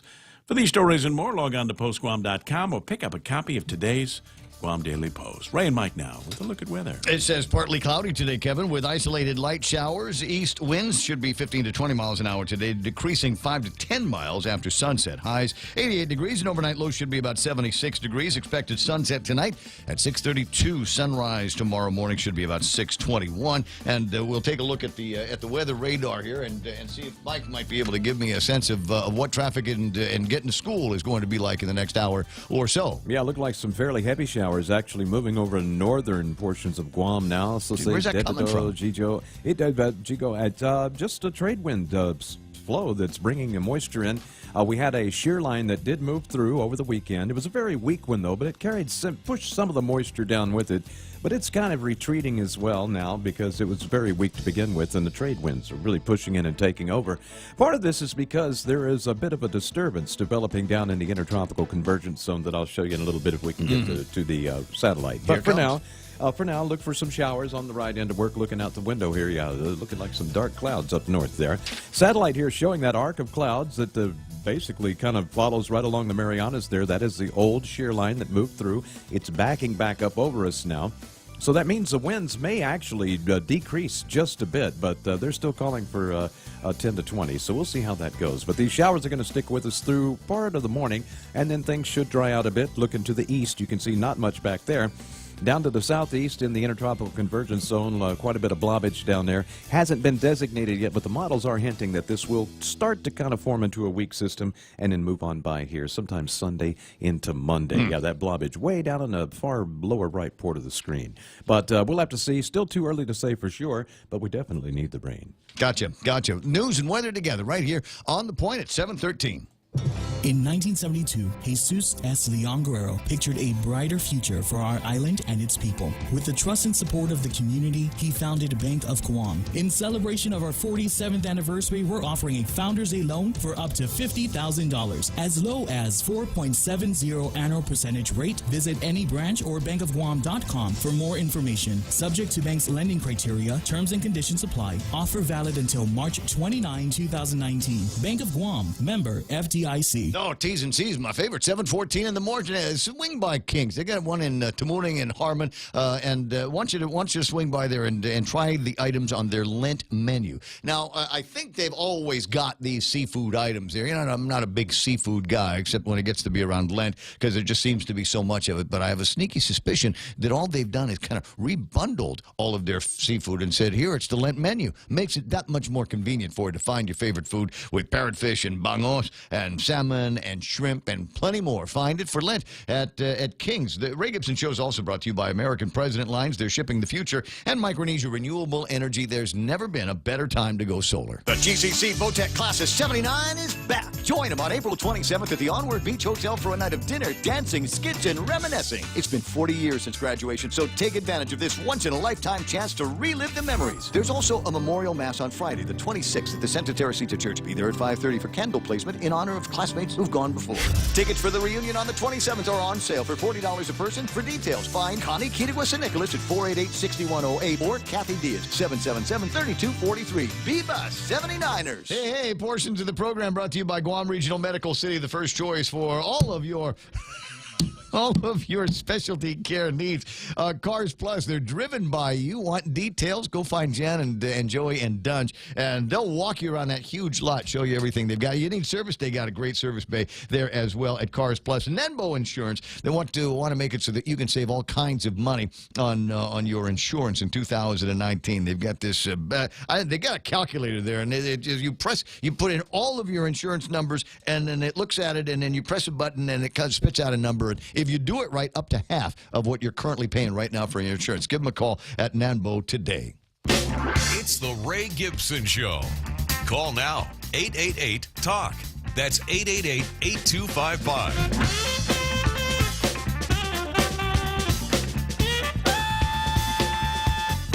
Knock down, drag out, fighting like married people on Facebook Live this morning. It's a great conversation going on while we're having the conversation on the radio. It's running and gunning. You know, it kind of reminds me a little bit of when Kenley and Guerrero and Chris from Big Abetta would get into it during the election season. That's what it's starting to look like on Facebook Live. Hey, jump into the debate there. Because I tell you what, it's a more sane debate going on online on Facebook Live this morning than any of the conversation that seemed to be taking place yesterday over at the legislature. You get one senator that proposed to ensure that there was no unlawful dissemination of the cannabis odor.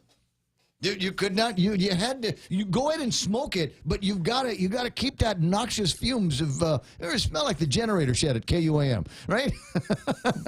Ooh. Actually, TV. That sounds incriminating. TV transmitter room, more like it. No, it wasn't the generator. It was the switch room. It's the electrical switch room where they kept all the panels. How would you know what was going on back there? There was noxious everything back there. Open lids or cans of whatever. And, yeah, I'm trying to figure out who's because there's people there that knew about it, but some of them are dead, some of them are in jail. So I'm trying to figure out which ones. Some are in jail. which Really?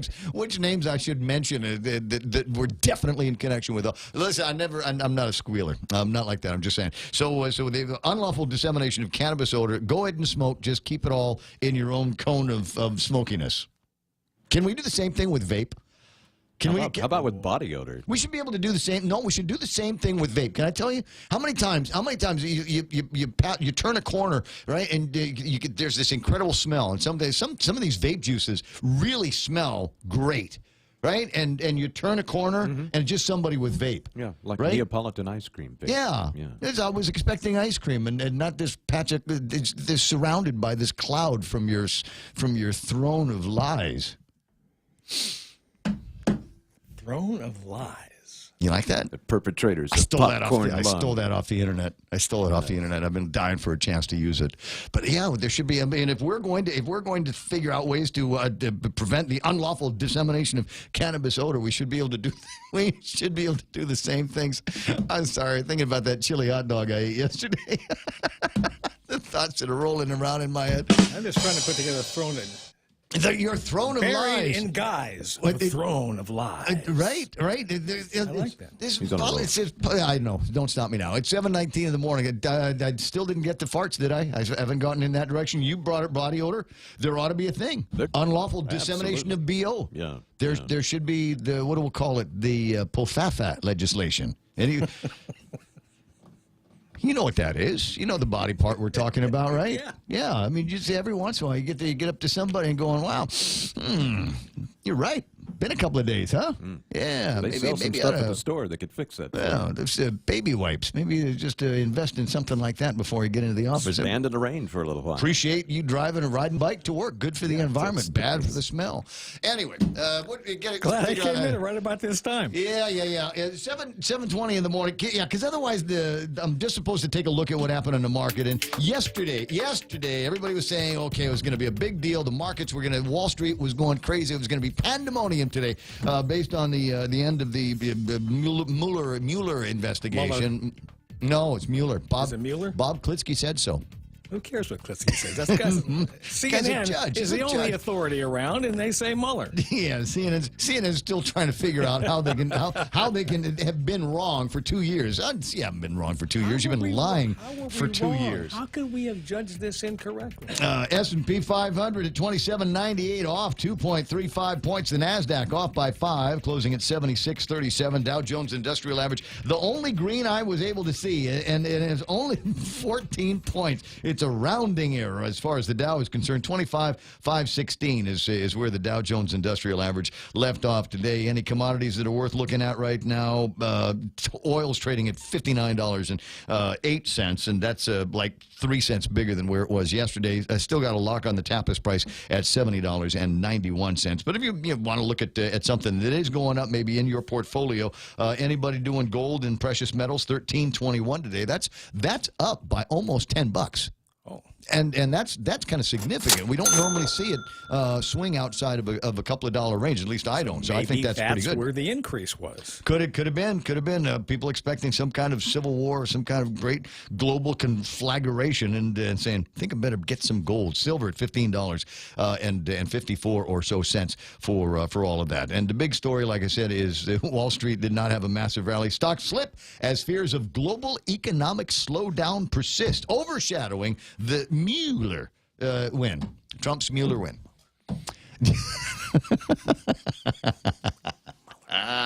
But it is spelled like Bueller. Yeah, right. So there should be. Klitsky says there needs to be an umlaut in there somewhere. Ah, okay. That was the explanation that he gave the other day, and his explanation is probably correct based on somebody out there mispronouncing it once, but nobody bothered to check on the guy's pronunciation, so that everybody else just started mispronouncing it in turn. I thought an umlaut. I thought they had found the cure for umlauts.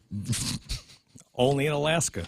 Something like 7:22 now, and about time for us to take a look at Jerry Roberts. As I said, today is Double Jerry Roberts Day. You get him online and in the print version with the Guam Daily Post today. Am I in the paper today? You are in the paper today. The work zone, the care and feeding of a narcissistic boss. Oh no! Yeah, it's one of those things. And usually you gotta when I see the word narcissistic, it's one of those things where I kind of have to define for me over and over again what narcissism is.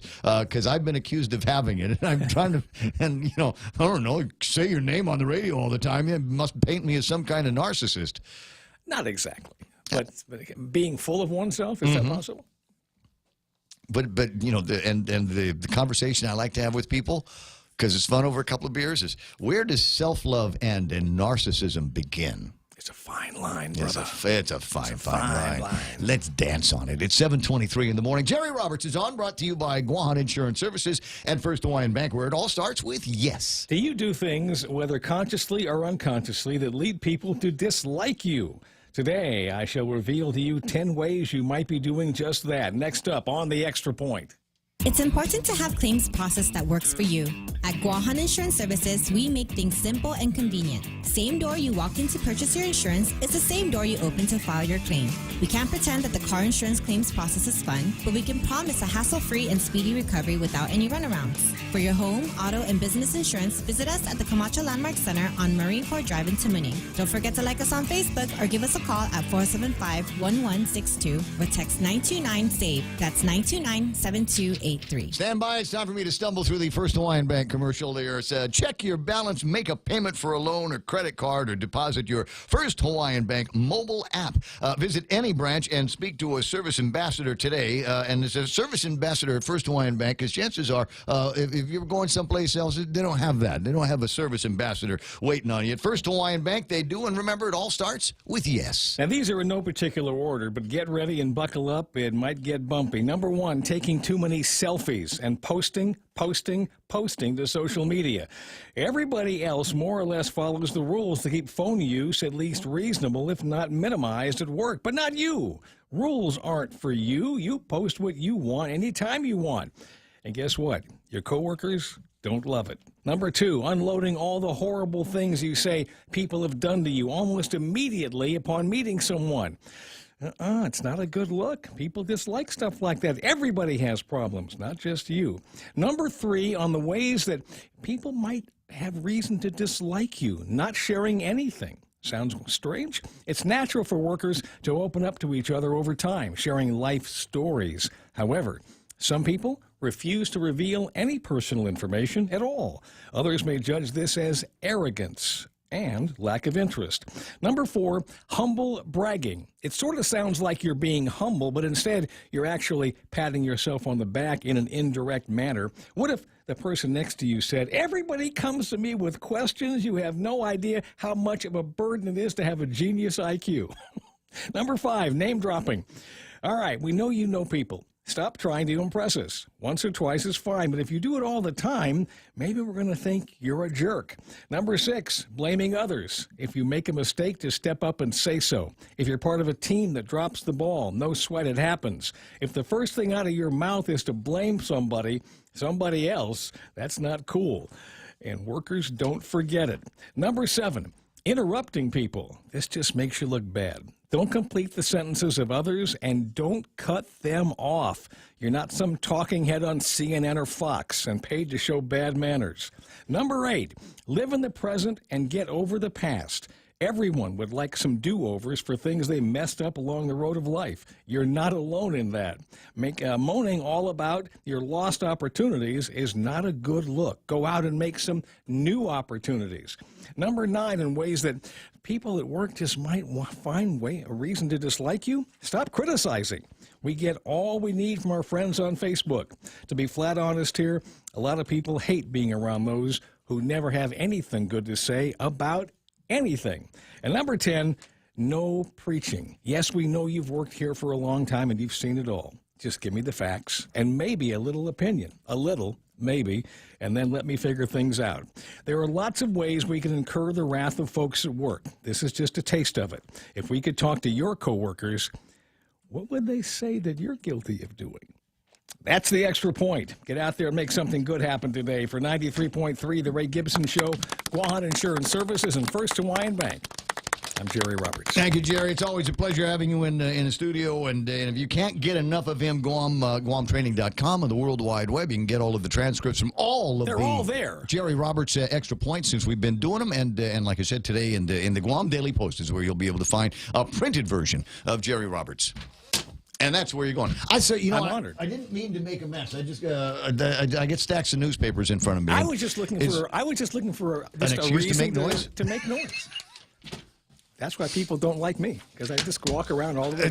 Just throw stuff all over Jerry's a violent individual today. 7:28 in the morning. Got headlines coming up in just a second, and there's a conversation that some of the so-called progressives in Washington D.C. are trying to have these days. And maybe we ought to riff on here for just a second. It involves giving 16-year-olds the right to vote. Have you heard about that? No, 18. They want to bring the voting age down to what? No, 16. Yeah. It's 18. Yeah, they want to bring it down to 16.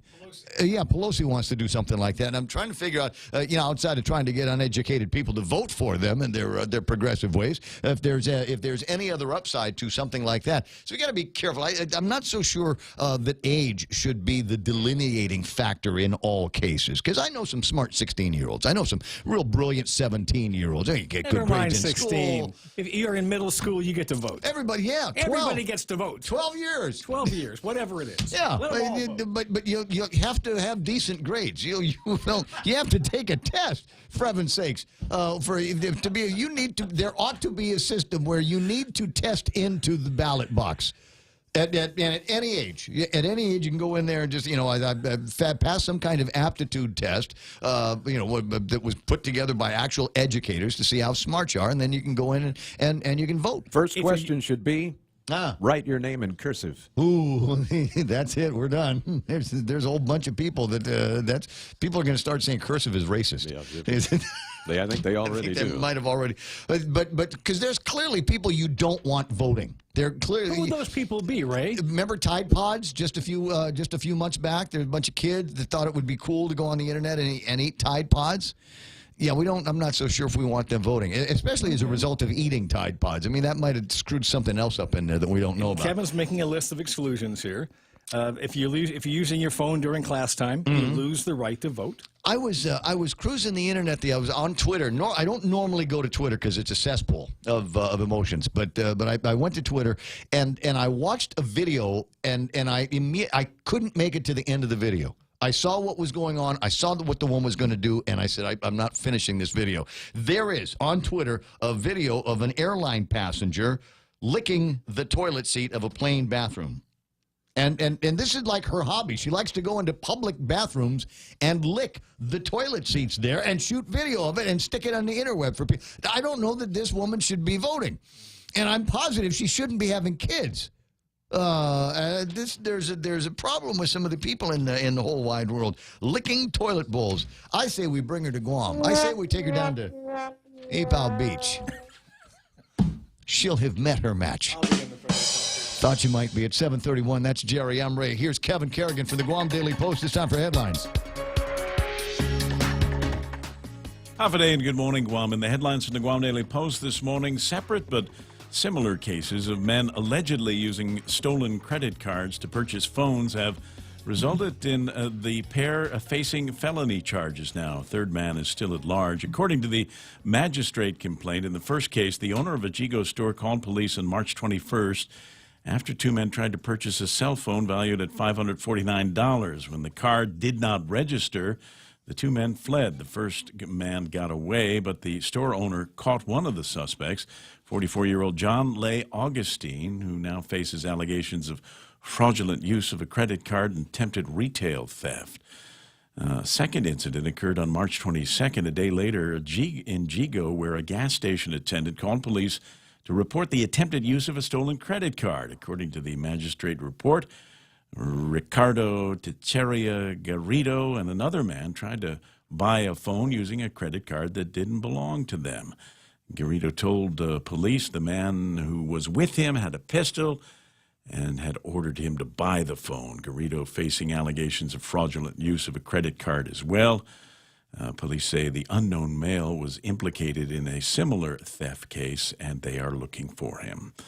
Two teens have been arrested for the March 20th break-in at Southern High School. About 5 classrooms were vandalized during the break-in, but thanks to an alarm system that alerted a staff member, the two teens were apprehended. A third suspect initially got away, according to the magistrate complaint. The two young men have been identified as 18-year-old Moses Dozes and 19-year-old Justin Robon.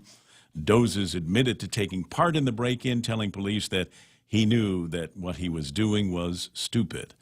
Robon and Dozes are now facing allegations of burglary, criminal trespass, and theft. The third suspect, a minor, was eventually tracked down by police and turned over to juvenile authorities. The Guam Economic Development Authority reporting a net loss of about $436,000 in the first 5 months of fiscal year 2019, according to a GIDA report titled Unaudited Statements of Revenues and Expenditures. The agency had total revenues of $826,000 in the first 5 months and expenses of $1,092,000. The report covers the months of October through February. The report is required by law, and it's filed with the Guam legislature. For these stories and more, log on to postguam.com or pick up a copy of today's Guam Daily Post. It's 7:33 already, 7:33 in the morning, and need you to go by iConnect and ask them about some plans that they've got for you. There's no reason why you need to spend an arm and a leg if all you want to do is hit Facebook or WhatsApp or make a phone call or receive a phone call every once in a while. When was the last time? Think about that for a second. When was the last time you actually got a real phone call on your cell phone? I mean, not anymore. I'm hearing more and more from people that are hitting me on WhatsApp on that phone connection than anything else. Anyway, they'll put it all together for you at iConnect. 888-8888. Help celebrate Earth Month with 93.3 The Point and the return of the Upcycled Mascot Showdown. Stay tuned for details on the upcoming live event and how you can support your favorite school. The Upcycled Mascot Showdown, brought to you by Lolita Kamet from Remax Diamond Realty, the Agana Shopping Center, Sylvan Learning Center, PBS Guam, and 93.3 The Point. Lent-friendly burgers at Chili's. Indulge in a selection of our famous burgers with a black bean patty. Black bean patties combine beans with onions, parsley, bell peppers, and cilantro. Served with dill pickles and fries. More Lenten entrees include the spicy shrimp tacos, Cajun pasta with shrimp, or grilled ancho salmon. Best of all, each entree is just $15 and comes with a refreshing Coca-Cola, iced tea, or Heineken on draft. Our fresh house salad with an entree for just $15. Chili's 3 for Me Lent menu, available for a limited time. Chili's, more life happens here.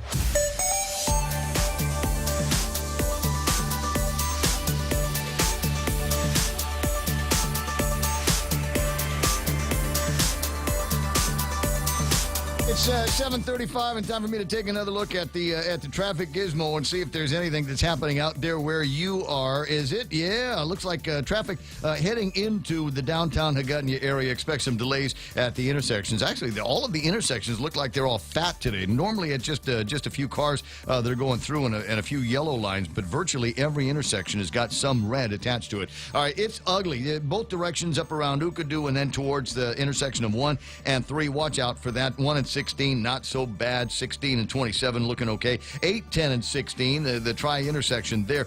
Traffic actually looks like it's starting to build up, believe it or not, just past the Crown Bakery. It must be some fresh donuts that are out right about now. 4 and 10, a little bit busy through there. The intersections at 10 and 15, and the other one by the Payless on Route 10 looking a little bit busy. Once you get on Route 4 outside of intersections, you should be okay.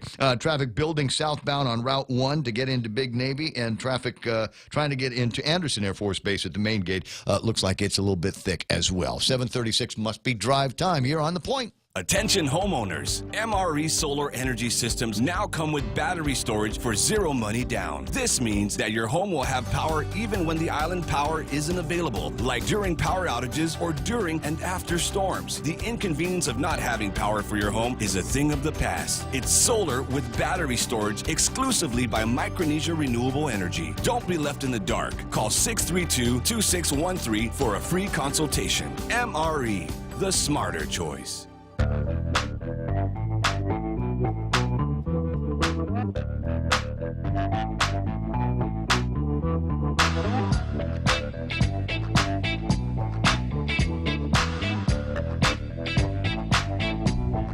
Yep. Absolute most truthful thing that you are going to see today on the Facebook Live, and this is after I'm talking about stupid kids eating the Tide Pods and people getting into airplanes and licking the toilet seats on an airplane. There's just something wrong. Nate Horn chimes in and says, "This is why we still put directions on shampoo bottles." Right? This is why we still do. But trust me, for somebody as stupid as that goes around licking toilet seats, she's going to actually catch something one of these days and sue an airline. And they're going to have to put signs in the airline to prevent them from being sued. They will have to put more signs in the commode in 4 different languages that say, please don't lick the toilet seats. I know this is going to sound kind of harsh, but I think we should take the warnings off of everything. Natural selection will take them out. I think you're right. It's 7:38 in the morning, 888-825-5888. TALK. Ken LG is on the line, and a couple of stories that are floating around in the media here today, including the one about how the GRRP isn't dead. It's just mostly dead. We're waiting on the judge wants to do another timing deal. In the meantime, there's always been the conversation about some kind of a settlement, and all that needs done now is for somebody over at the legislature to write and introduce a piece of legislation that will allow GRRP to get in and be exempted from our current legislative ban on waste to energy and incineration on Guam. So it's not all the way dead just yet. Good morning, Ken. Well, that's probably on Tina Munya Barnes' desk because she's already done it once before. And if that does happen, then the taxpayers of Guam will be fortunate enough if we only have to pay $360 million, because that was the last estimate 4 years ago. It's probably $500,000 now. I mean, $500 million now. But the point is, here we have a company that doesn't exist, doesn't have a contract, doesn't even have any executives or anything, doesn't have a charter, doesn't have a business license. No, they're still there. No, they're still around. GRP is still around. There's a guy took over for WAGD. They got a board. They've got rules and regulations. That's my understanding is that they absolutely do. Dave Sablon said they did. So it's you against Dave. Well, then go to Rev Tax and pull it, because I've looked. And there is no such documentation. A GRRP? Nope. Must be a subsidiary, must be a wholly owned subsidiary of something in Hawaii, because I know that company exists. Well, it doesn't. That's the amazing part of it. You know, I mean, here we have this legal fiction of a company that doesn't exist in court on a contract that doesn't have, trying to extort $20 million from taxpayers that don't have it for work it didn't do. It's even bigger and better than the Guam YTK issue. Well, you know, with the fees that they're beginning to rack up on the YTK thing, I think they'll be equal in value before too much longer. Hey, listen, I need to get into another conversation. Can you call me back later on this, and then I might be able to, head to head you and Dave Sablon like the old days. Oh, I'd love to. Appreciate it. I'll talk to you pretty soon. There's Ken LG, the other Governor Leon Guerrero, Mark Mendiola on the line now from the Ed Board. Good morning, Mark. How you doing? Good morning. Good morning, Ray. Half a day. Half a day. Not that I don't want to bait and switch. I promised this was going to be about the charter school, Guam Academy, and some of the issues that they're having, and what that means in terms of dollars coming out of the Department of Education to help subsidize that charter school. Let's start there. Yeah, we've been very consistent, at least the board has been, in terms of, our relationship with the charter schools. And most of the stuff is, that's put on the board, the Board of Education, or actually even GDOE. It's pretty much a creation of the Guam legislature all the way since the time, I believe it was Speaker Wampat during her tenure as the oversight chair of education that basically, came up with a charter bill, charter school concept. And so, we've been very consistent in terms of, saying, hey, either you fund it adequately or, you give oversight to the Department of Education. Mm-hmm. And so, unfortunately, the system that has been set up has been seriously flawed in some areas. And I think even the legislature acknowledges that. And we've gone down there roundtable after roundtable. We've stated our position. And, of course, there's one particular charter school, and basically it's the first charter school that opened up and, was given a little bit of latitude to basically, work through the kinks, being that it's the first charter school out the gate. But it has a storied history, and, we've been trying to work storied history. You're clever, Mark. And so, we basically, the Department of Education, when we realized, at least when I came on the board, I said, wow, we don't really have any oversight over, some of the things. And, the only, where we're really joined at the hip is with the validation process, and then, of course, now that they've, they're taking resources and shifting it from, our general budget over to the charter schools. And one of the key things... Well, the question at the end of the day is it looks like Guahan Academy has lost their charter for middle and high school. So if they're not accredited... then how can they be taking monies from the Department of Education? At which point do you guys say, we can't fund this anymore because we got accreditation issues? Right, and to me, that's the charter school council that was put in place. I don't know where that's at, but as it pertains to the Department of Education, a lot of people. The last time we had a conversation, I believe it was Francis Santos that called in and basically said, why is it that 11,000 versus the 6,000 that we get? Of course, looking at the department, there are mandates put on by the legislature to the Department of Education, and we've been making this point. The 14th point applies to us, but I don't believe it applies to the charter schools.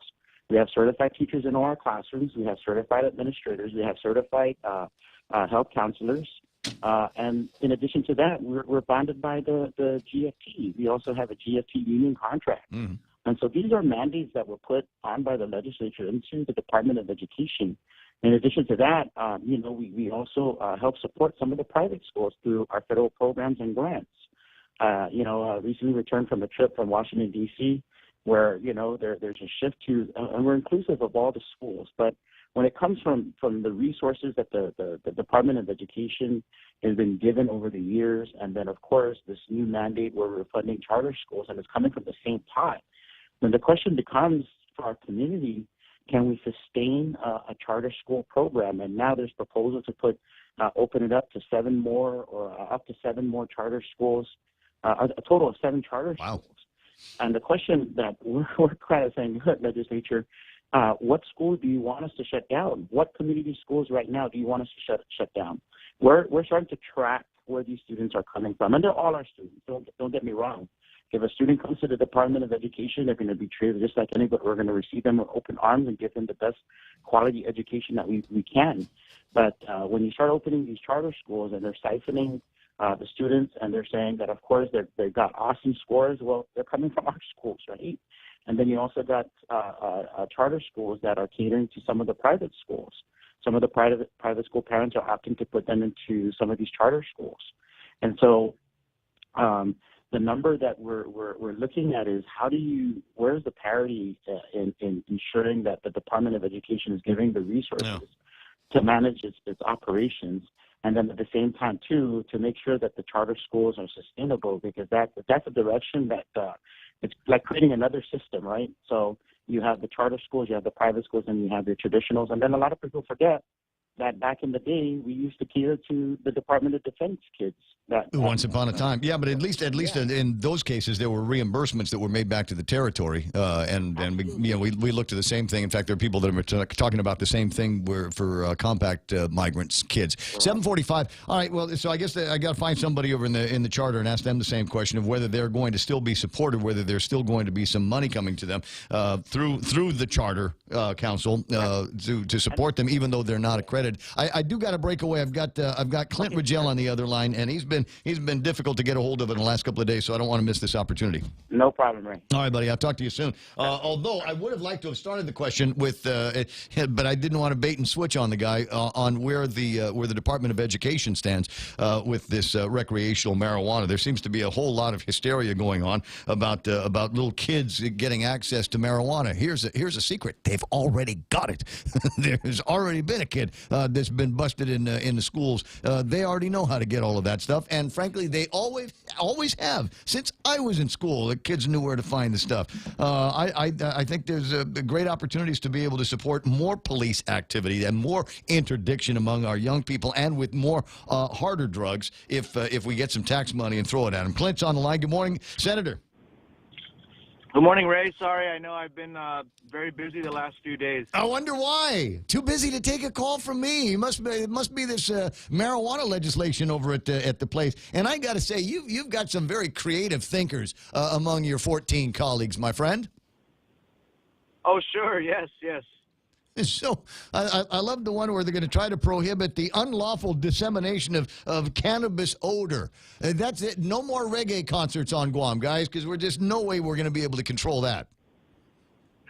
Yeah. Well, I understand the concerns. There's a lot of different concerns out there, and I guess with that's particular senator's concern is that, I guess for people living in apartments, et cetera, if their neighbors' odors are, traveling over to their apartment. But I think most apartments kind of have their own rules set out already, and so the landlord can control that. Yeah, well, to the degree that you can, I had I remember fixing a condo at the university, and there was somebody just a couple of doors down, and they cooked just the stinkiest food.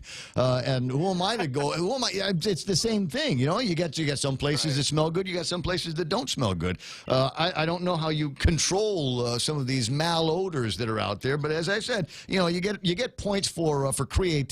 At least working through some of this stuff. I'm annoyed that there are a number of people that, as far as I'm concerned, or as far as I've been told, are hard nosed on this legislation, that are continuing to participate in the amendment process like they want to be a part of something that they're eventually going to vote no on. You wary of those guys too? Yes, a bit, and I've made that known to some of them who have put in amendments. As they're adding amendments, I said, great, so I can count on your yes vote, right? Uh-huh. Of course, I get a blank stare after that, so...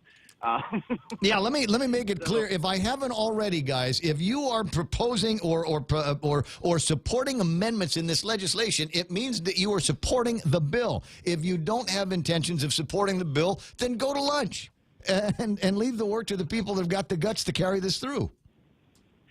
Yeah, I mean, my biggest thing is, if they don't support it, I'd rather that they not bog it down with too many amendments, But, I mean, it's their right. They have the right to add whatever amendments they want to add, and, some people say that they like to do that in case the bill should pass, then at least they've added some amendments that they think make it better. But, sometimes it seems to bog down the process and get us mired in too much debate over certain amendments, and too much recrafting of amendments is the other thing that's taking a lot of time, actually. Yeah. So if you notice, that's why we're in recess a lot, is because, amendment may be proposed, and then it's not necessarily written properly, so it has to be recrafted or retooled in some way, and then someone else wants to add something to it. So just it's slowing down the process a lot, and it can get frustrating. Yeah, that's what folks are saying. Bogging things down with amendments, a classic way to get something not passed over at the legislature, and just adding too much stuff to it, so that even the people that support it start taking scratching their head and saying, well, gee, that's not quite what I anticipated this costing the end user. Is now through amendments and votes on amendments, we've gone from something that had an excise tax of 15% on it that would eventually get passed on to the user, plus the BPT that will definitely get passed on to the user, and on top of that now, another tax. What is it? Just a marijuana tax? Is that what they're calling it? What did Jimmy call it? A fee. Yeah, Senator called it an assessment fee. Yeah, an assessment fee. Okay. It's a tax. Okay, it's yeah. Tax. Yeah. So we haven't done our first recreational bong hit, and it's already going to cost 30 cents out of every dollar already going to the government of Guam. Exactly. Yeah. But I mean, so those are I guess that's just part of the process. Again, I just hope that those who are amending it will keep an open mind and would vote yes on the bill in the end. And if people are just amending it just to put in poison pills into this piece of legislation, then that I do not appreciate. But I can't say for sure if that's what's happening right now. I don't know yet. We'll see. Yeah, well, it is interesting on the other side of the fence, isn't it? I noticed that Julia Santos found you and asked you questions that among the things that I wanted to ask you is we heard from the Archdiocese yesterday, and the Bully Pulpit has spoken about how they feel about this. We got a guy named Eugene Santos that is worried that he didn't have a chance to get to speak on this. I remember we had public hearings over at the legislature. You had 2 different sessions, one in the morning and one in the afternoon, so that all kinds of people could come out. And you know what? Based on the testimony, you get guys like Paul Zerzant. He was able to make it down there. So we got GVB coming out. We got the Archdiocese. We got the Republican the Republican Party of Guam, the gutless Republican Party of Guam coming out and saying, "Oh, we need to make this a referendum deal." Where were you at the public hearing? Right, yeah, and so that's been extremely frustrating, is that a lot of people have sort of come out at the last minute. We even just went ahead and said we'll extend the public comment period past. So a lot of this came out after the public comment period was over. So even after the hearing, there was a public comment period of 10 days, and so a lot of this other stuff's coming out not only after the public hearing, but after the public comment period, which was 10 days after the public hearing. Right. And then we've gone ahead and extended it and just said, go ahead, send everything in, because we want to be as open as possible. We don't want to deny anyone their input. But it is frustrating that a lot of people are sort of coming out at the last minute. But they're all entitled to their opinion. That's part of the process. I disagree with their opinions. That's why I'm pushing this bill through. Pushing it forward is because I believe in the bill. I believe the data is clear. I believe everything that we look at from the data collected in the states that have legalized it is contrary to what the opponents are afraid of. The opponents are afraid of youth consumption increasing. Washington, the state of Washington, did a study that was published in a journal, in a peer-reviewed journal, that shows that youth consumption actually went down. And what they looked at in Washington specifically, it was a very thorough study, I believe, because they looked at Washington and Oregon, and they compared the two, because Washington legalized before Oregon. So they looked along the border of Washington and Oregon, which borders each other. They looked at counties on both sides of the border, basically counties that are right next to each other. And then they measured the rates of youth consumption in Washington and in Oregon prior to legalization and after legalization. So when Washington first legalized on their side of the border, youth consumption went down compared to a comparable county on the other side of the border where the youth consumption didn't go down. Then they also looked at both states after, so even Oregon, after they legalized it, then their youth consumption went down. So all the data just shows that youth consumption either goes down in certain states, or in some states, it stays the same. I believe in the state of Colorado, it stayed the same across most of the high school levels. There was like a few grades where it did go down, but I would say most, it just stayed level. So we see the data showing either youth consumption staying the same or youth consumption decreasing. Now, part of the reason why youth consumption decreases, according to the studies, is that because money was able to be taken from the tax and then put towards youth substance abuse prevention programs, which is exactly one of the amendments that's been added to this bill. And so I'm hoping, again, that those people that have proffered these amendments, that they'll vote yes on the measure, because I think some of the amendments are good amendments. We should put some money towards the youth. My idea was to pass the bill first, then once we start collecting taxes, then we'll start appropriating taxes for the youth and for prevention and for substance abuse treatment and those things. But other colleagues of mine want to do it now. That's fine. That's their that's what they want. Certainly their prerogative to bring those in, as long as they're doing it, as we point out, not necessarily to bog things down or poison the effort. 7:55. Judge Bob Klitsky is on. I don't know if he's Tall Tales Bob Klitsky or Judge Bob Klitsky or is Attorney Bob Klitsky or Citizen Bob Klitsky. I'm going to let him define that. Good morning, Bob. Welcome to the program. Excuse the mess. Good morning, Ray. You know, once a person tests positive for the Tall Tales virus, it's incurable. If loving you is wrong, I don't want to be right. Okay. So I just wanted to mention some of the game theory aspects of voting on or proposing amendments to bills that a senator may not intend on voting in favor of. Please. And I can give you 4 right off the top of my head. Seen it a dozen times over at the legislature. It's always infuriating, to say the least. Well, the 4 things that I come up with immediately are pandering, mitigation, poison pill, and cover. So, yeah, I agree. So a senator might make an amendment to the bill to pander to what that senator thinks is his or her base. Correct, yes. The odoriferous nature of burning marijuana might have been what prompted what might be classified as pandering on the part of Senator Kelly Marsh Titano, who is an environmentalist. So that particular amendment may have been an attempt to pander to a portion of the electorate.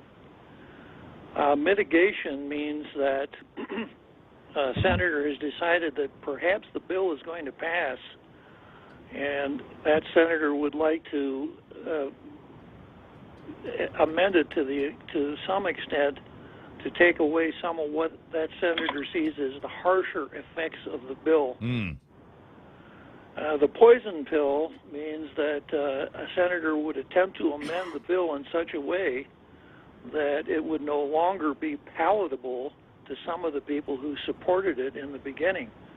That might be Jim Moylan's attempt to add the fee to the bill. And then finally, there's cover.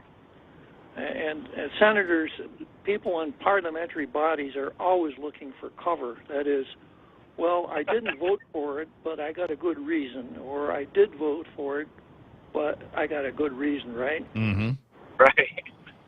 So it could be that, a senator would say, well, I didn't vote for it because I proposed this really well-thought-out amendment, and because that amendment didn't pass, I couldn't vote for this bill, when the senator perhaps never intended to vote for the bill in the first place. I got you, Senator. I appreciate that, and unfortunately, it's a description of what you've suggested is game theory. But for a lot of people, this is not a game. There's some real money that might be behind this. They've identified, even using 20-year-old numbers, they've identified a few extra $1 million, and I don't think we are so prosperous in the government of Guam that we cannot overlook those dollars. Senator, I'll talk to you I'll hear you on the radio this afternoon. Thank you, Ray. All right, buddy. Appreciate it. And Clynt, I'm going to let you run. I know how busy you are these days. 9:30 supposed to be getting back in the fray. You think maybe we'll get a vote on this today? Our goal is to vote on it today, so I hope so. The morning, it's part of the session. There's still a few more people that are slated to talk, and possibly a few more amendments. And here's the funny thing. I'm actually going to offer a few amendments. So, well, some of it is, amendments. I'm hoping that we'll get some people to feel more comfortable about voting yes on the measure, and just a couple other things to clean up some things that were pointed out to me. Yeah, my understanding is you only need like one more. I think we got a couple of people on the fence that are more inclined to go in that direction. And if you can take somebody off the no list, maybe that'll help out as well. I got to run. I got the news, buddy. Good luck. Thank you. Talk to you. Thank you. Senator Clynt Ridgell out there. Always interesting when you've got somebody that sits on my side of the desk that now sits on that side of the desk, and how the world is all. You thought you knew how that game was played until you're in there. It's 8 o'clock. Time for news.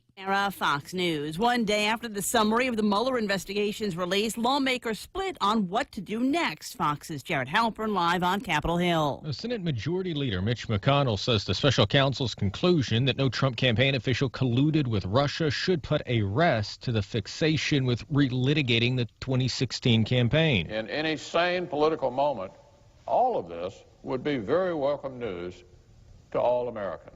Top Senate Democrat Chuck Schumer says more needs to be known beyond the 4-page summary provided by the Attorney General. The Justice Department has declined even to say how many pages the report includes, as if that were some sort of state secret. Schumer made a request for the Senate to adopt a House-passed resolution calling for the report's public release, a move blocked by McConnell. Lisa. Jared, earlier today, President Trump said he wished the inquiry could have wrapped up sooner. There are a lot of people out there that have done some very, very evil things, very bad things, I would say treasonous things against our country. And the president called for an investigation into how the probe started.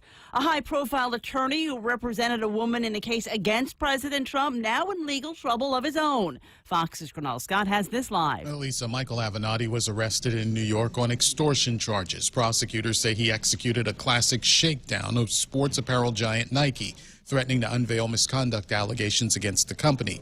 U.S. Attorney Jeff Berman said Avenatti's actions had nothing to do with the law. Instead, Avenatti used illegal and extortionate threats for the purpose of obtaining millions of dollars in payments for himself. Avenatti was also charged in L.A. with federal bank and wire fraud counts after defrauding a client.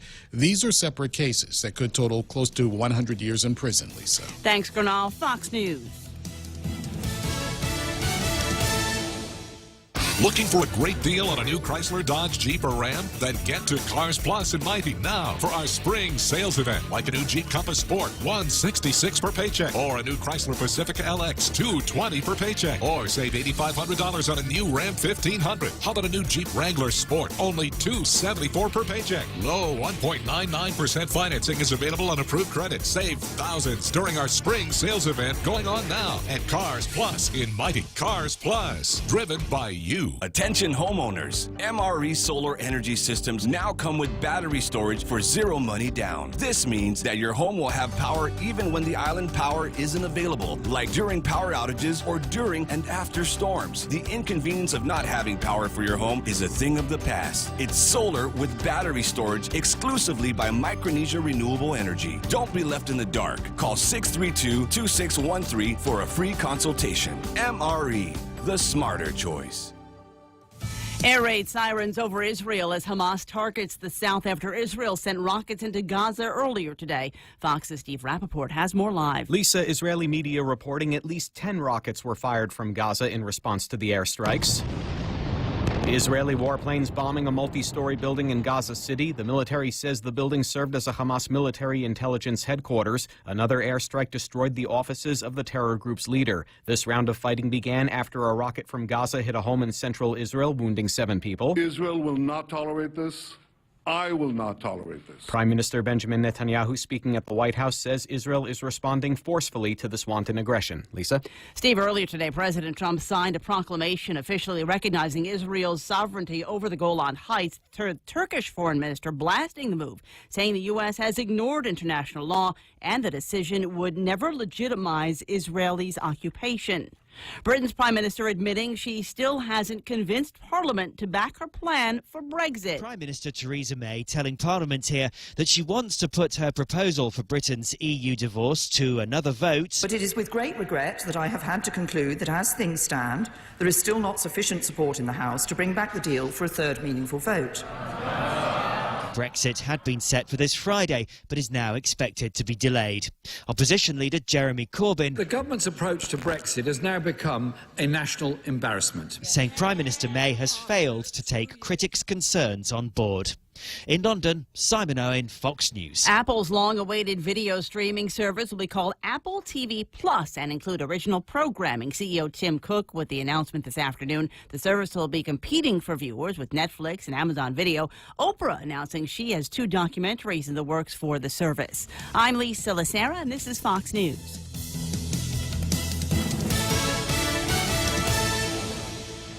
Security Title is honored to join in sponsoring Ray Gibson on The Point. Half a day. I'm Rita Tidegui of Manila, and this is where I start my day, listening to the voices of our community and sharing thoughts about issues that affect all of us. It all boils down to our people and our land. Ingatan ang iyong tahanan, protect your home. When purchasing or refinancing your home, remember to call the professionals at Security Title, just like you call Ray Gibson in the morning. Shrimp and guacamole for Lent at Subway. The all-new shrimp and guacamole combines generous portions of whole shrimp and a spread of guacamole served on freshly baked bread, paired with vegetables cut fresh daily in restaurants and sauces that are sure to excite your taste buds. Hurry in, it's only available for a limited time. Other fresh Lenten flavors include the classic tuna or the mouth-watering greatness of our seafood sensation. Don't forget the Veggie Max, a delicious and tasty vegetarian patty. Visit any of our convenient locations today. At Subway, you make it what you want.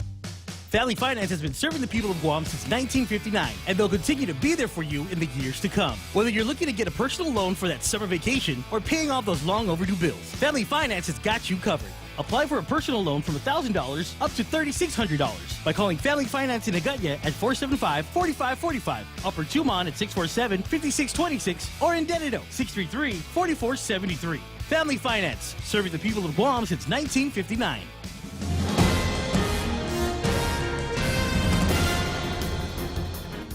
Half a day and good morning, Guam. News time here at The Point is 7 minutes past 8 a.m. this Tuesday morning. I'm Kevin Kerrigan. Here's a look now at some of the top stories from the Guam Daily Post. Guam lawmakers resumed debate this morning on the recreational marijuana bill. Yesterday, they spent the entire day proposing amendments to the Guam Cannabis Industry Act of 2019. Among the amendments to Senator Clynt Ridgell's Bill 32-35 was a proposal to impose a 10% special marijuana assessment fee introduced by Senator Jim Moylan. The fee would be imposed on the dollar value of cannabis sold at a retail cannabis store. It would be added on top of the 5% business privilege tax that already applies to retail sales. Bill 32 already includes a 15% excise tax, but that's applied at the wholesale level when the grower sells their cannabis product to the retailer. The fiscal note on the bill projects the 15% excise tax will raise about $5.4 million. The additional 10% retail fee, said the Senator Moylan, would generate another $3 million in annual revenue. Senator Clynt Ridgell rose to object, saying the fee sounds like a sales tax. Senator Moylan responded, it's not, saying it's a fee like others already in effect on other items sold on island. The amendment to add the 10% fee was approved by Senators Will Castro, Luis Muña, Amanda Shelton, Therese Terlahi, Pito Terlahi, Sabina Perez, Talina Nelson, and Senator Moylan voting for it as well. Session resumes this morning at 9:30. And while the debate over the legalization of recreational marijuana continues in the legislature, the Archdiocese of Agana yesterday released a statement of opposition. Archbishop Michael Burns, in a news release, said that legalizing the use of cannabis will only harm the common good of our island. The Archbishop said our community is already riddled with a drug problem of epidemic magnitude, and we need to focus on reducing the presence of illegal drugs. He called marijuana an addictive substance that allows users to escape the worries and responsibilities of life. But rather than escape, the Archbishop said, we need our youth and young adults to be fully engaged in their lives. We'll have more news after this. Here at APL, our core values give the company its heart and soul. Whether it's connecting your business with our global network through our newly enhanced service or investing our efforts into giving back to the community, APL is committed to serving you. We humbly honor the opportunity to find innovative solutions for you and your business. To learn more about our enhanced service, call 588-4651 or visit www.apl.com/Guam for more details. Lent-friendly burgers at Chili's. Indulge in a selection of our famous burgers with a black bean patty. Black bean patties combine beans with onions, parsley, bell peppers, and cilantro. Served with dill pickles and fries. More Lenten entrees include the spicy shrimp tacos, Cajun pasta with shrimp, or grilled ancho salmon. Best of all, each entree is just $15 and comes with a refreshing Coca-Cola, iced tea, or Heineken on draft. Our fresh house salad with an entree for just $15. Chili's 3 for Me Lent menu. Available for a limited time. Chili's. More life happens here. News time here at The Point is 10 minutes past 8 a.m. A man and a woman face multiple felony charges after police reported finding drugs, drug paraphernalia, guns, and ammunition in the vehicle they were driving. According to the magistrate complaint last Wednesday, police stopped John Michael Aquininock's vehicle, which was traveling south on East Sing Song Road with an inoperable rear license plate lamp. An officer approached the driver's window, asked Aquininock for his driver's license. Then the officer noticed a wooden butt stock for a rifle wedged between the driver's seat and the center console. Other weapons were also found, including another rifle, a Ruger Mini 30, and different types of ammunition. When asked, Aquininock told police he didn't have a firearms license, according to the magistrate complaint. The woman with Aquininock, Christine Kinigwa, allowed officers to search her purse, and inside Police say they found multiple small resealable bags and glass pipes containing the residue of suspected meth. The 30-year-old Aquininock was charged with possession of a Schedule II controlled substance with intent to deliver and possession of a firearm without an ID. Kitagua charged with possession as well. Governor Lou Leon Guerrero has named Brian Bamba to the Guam International Airport Authority's Board of Directors. Bamba will replace current board member Kathy Scrow. In 95 and 96, Bamba served as an operations assistant at the airport. He's currently the managing director for IP&E Holdings. The announcement of Bamba's nomination follows the disputed appointment of Dan Tydinko to the airport board. Senator Talina Nelson refused to advance Tydinko's name out of her committee, which has oversight over the airport. She asked the governor to send another nominee for consideration instead. For these stories and more, log on to postguam.com or pick up a copy of today's Guam Daily Post. Ray and Mike now with a look at weather. All right, let me see here. Partly cloudy skies, isolated light showers are in the forecast right now. What else are we playing around with in terms of weather? Easterly winds 15 to 20 miles today, decreasing 5 to 10 miles after sunset. Expected highs maybe 88 degrees. Going to be warm, I think. Lows near 76 degrees. Sunrise this morning was at 6:21, around the same time tomorrow, and sunset tonight will be at 6:32. You need to be someplace where you can put your feet and your toes into the sand and use your camera to take pictures of the glorious sunsets that we have been having lately. That's right. Yeah, and you won't have to dodge many showers early. Looks like most of them have moved on through. North side looks like they got hit pretty good up around Anderson and Dededo and Jigo area.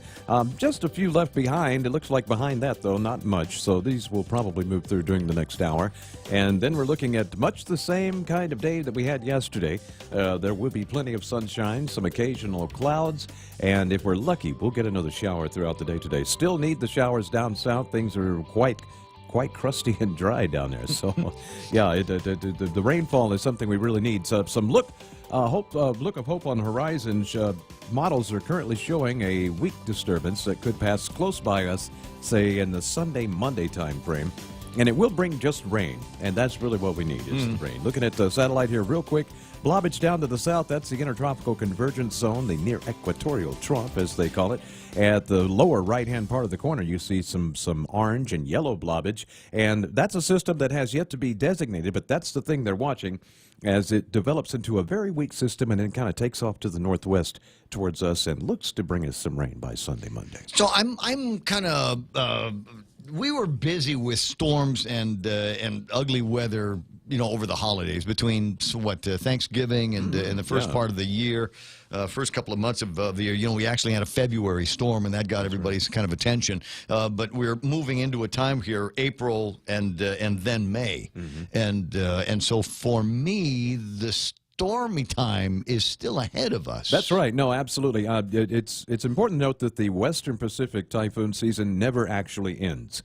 We have had in history a storm in every single month of the year, so it's not uncommon. I get that, but we're moving into a heavier period. Yeah, generally speaking, April, May is actually kind of the transition period between the winter continental systems that are moving down, giving us the shear lines, and then all of the blobage that starts to really build up as the waters warm up down to our south. And so we're approaching the cusp of that. And again, April, I should say March and April, generally quiet months, tropically speaking, because the water just doesn't get warm until about May, and that's when things start to heat up enough, at least on the terms of the water surface, where those storms can start to spin up and have some fuel to feed them. Are we starting to see the water heat up in the ITC? Yeah, just a tad. There's been a lot of cloud cover down there with the storm systems we've had. It's funny, the more active that it is down there, the slower the water is to heat, because the cloud cover keeps things cooler and the rainfall keeps things mixed up. So we can hope that the activity will continue down there and kind of keep the water cooler, but as long as the skies are clear around us, our water heats up, so anything that moves into our area then has a better chance of having fuel to form. Yeah, we'll form here and then go off and annoy somebody else. 8:15 in the morning, that's news and weather together here on The Point. Laddie Stone Entertainment and the stations of Choice Broadcasting proudly present the Miss and Mrs. Kirby Guam Pageant on Wednesday, April 3rd at the Sheraton Laguna Guam Resort. Tickets are $25 in advance and $35 at the door. VIP tickets are $50 in advance and $65 at the door. Tickets available at the High, Misa Zone, The Vault, and from any of the lovely Kirby contestants. Doors open at 6 p.m. and the show starts at 7. 7, hosted by yours truly, Ryan the Mixologist, and the beautiful Liza Camacho. Special thanks to Pitbull Empire, Local Promos, Figure 8, One Punch Media, and the International Sports Center. Okay, what have I got? 8:15 in the morning, and time to tell you all about some of the people that have the privilege of bringing you the Ray Gibson Show. I like that. But it does kind of sound all ego-y, right? All right. I have the privilege of having great businesses like this be a part of the program every day. American President Lines, they're shipping the future. Guam Regional Medical City, never been a better choice for your specialty care needs. Also, never been a better time for solar. Call Joe or who is Joe at the guys at and Jess over at the guys over at Jeff, who's going to be here Friday. And Joe, going to be here Friday. Ask them about why it's never been a better time to go solar, as well as Micronesia Renewable Energy. You know, I'm already trying to do those, guys. You're just messing with my head now. King's Restaurant, where there's a Lent menu, because they know, they've been on Guam for 100 years. They know that this time of year, from Ash Wednesday right up until Good Friday, is going to be all about eating seafood, and they've got a bunch of different ways to cook it up and fricassee it and roast it and fry it and sandwich it. Find that for lunch today at King's. In 1972, Jesus S. Leon Guerrero pictured a brighter future for our island and its people. With the trust and support of the community, he founded Bank of Guam. In celebration of our 47th anniversary, we're offering a Founders Day loan for up to $50,000, as low as 4.70 annual percentage rate. Visit any branch or bankofguam.com for more information. Subject to bank's lending criteria, terms and conditions apply. Offer valid until March 29, 2019. Bank of Guam, member FDIC. Portions of the Ray Gibson Show, coincidentally brought to you by the guys over at Security Title, Ron and Kim. We've been spending a lot of time talking about Ron and Kim because they made that building look so nice, and it made all of the other buildings in the neighborhood look awful. And so it's nice to see that somebody's got some leadership in there, and the other buildings are starting to put a coat of paint on. That's good. That's part of the deal. Security Title. If you don't know what they do, then you definitely need them. I'll just say it like that, because they've been all facets of real estate. They know how to get it done, and it starts with making sure that you've got clean, karma-free title. That's important there. Take care. Also bringing you portions of the Ray Gibson Show, as does Cars Plus up in Mighty. They're driven by you. Go see Jen and Dunge and Joey and ask them about different ways that they can put together fantastic deals on all kinds of two-wheel and four-wheel gizmos that they have there. Plus Wendy's, where they put together a great combo that starts with a salad, and we've got the North Pacific cod fillet, and wash everything down with Honest Green iced tea at Wendy's. The Coconut Wireless is back. The Ray Gibson Show. Call now, 888-TALK. That's 888-8255.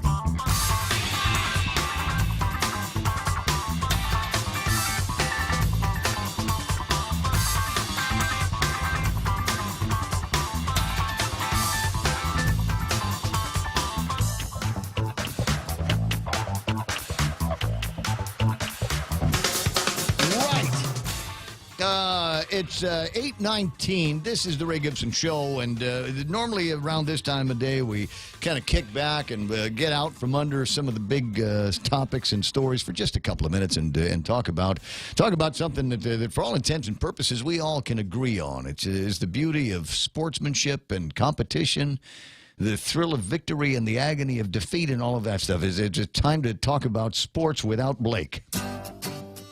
What?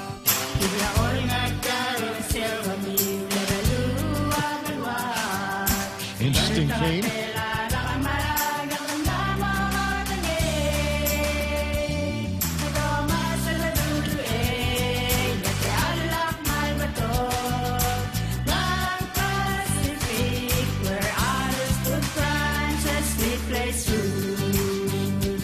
How much worse is it going to be when we can smoke in the studios? Yeah, I don't sing Palauan, but I think part of that was singing espousing the greatness of Blake as well as Bank.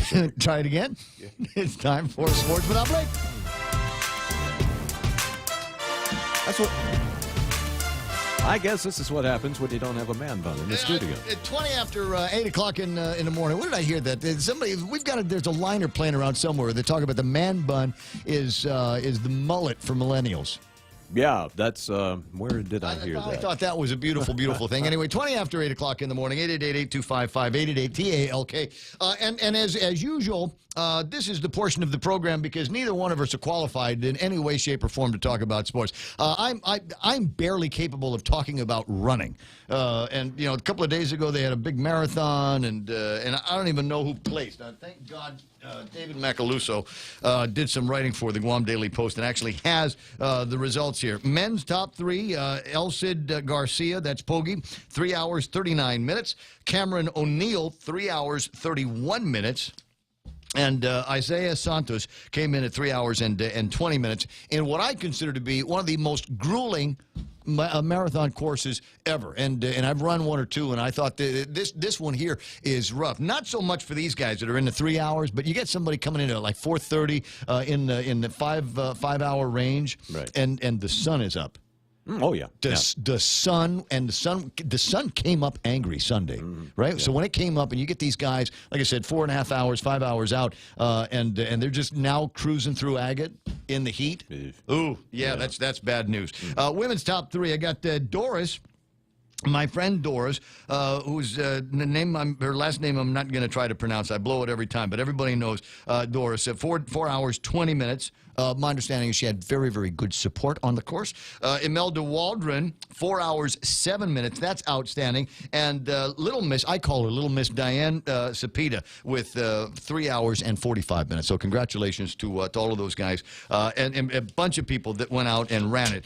Even if you didn't come in top three in your gender or your division or your places or whatever, if you finished, you did outstanding because I consider it one of the most grueling courses, certainly in the Pacific. The most grueling course in the Pacific, as far as I'm concerned, Saipan. Oh, okay. Yeah, because it's what did my friend Nate describes marathon running. In this case, it's perfect for Saipan as like running 3 half marathons, if that makes sense. Wow. So you get the first half marathon, and you'll get to that halfway point. Should be feeling groovy, right? And then another. It feels like 2 more half marathons. One that gets you to about, I don't know, let's call it mile 19.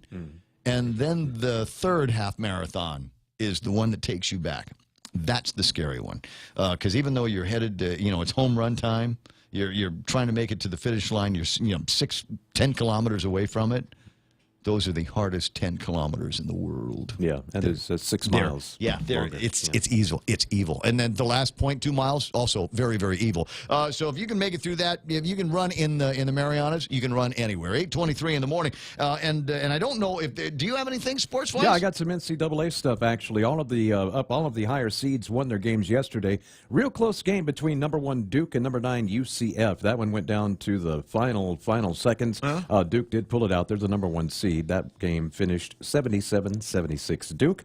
Texas Tech took care of Buffalo. Texas Tech is a 3 seed, Buffalo the 6 seed. Final score of that game, they actually handled them pretty easily, 78-58 in that game. Number 4 Virginia Tech beat number 12 Liberty 67-58. Virginia, also a number 1 seed in a different division than Duke, beat Oklahoma fairly easily, about 12-point spread on that one, 63-51 the final of that game. University of Houston, the number 3 seed in their division, beat number 11 Ohio State 74-59. And Oregon, and then these two teams were actually seeded fairly closely, but the game was not that close. 19-point win between Oregon over UC Irvine. And we'll have more games as March Madness continues through the day today. Okay, and I'll make noises like I understand what you're saying. Just every once in a while I'll go, Yeah, the winners of these games actually get to take part in the Sweet 16. So we're taking it down from 32 teams now to 16, and then you get into the Great 8 or whatever they call it, and then the Final 4. Yep, means nothing to me. Not a thing. It's college, and basketball, so it's kind of a and eventually some of the bigger names will find their way to the real NBA and all of that stuff. 8:24, 8:25 in the morning. This is the part where you can call me and or put something on Facebook Live that you think is important in the world of sports, and I will read it back to everybody that is listening or watching on Facebook or YouTube or thepoint.gu or Guam Daily Post and their website that has the morning feed on it. So yeah, if you got something that you want to add to the conversation about sports, you're more than welcome to.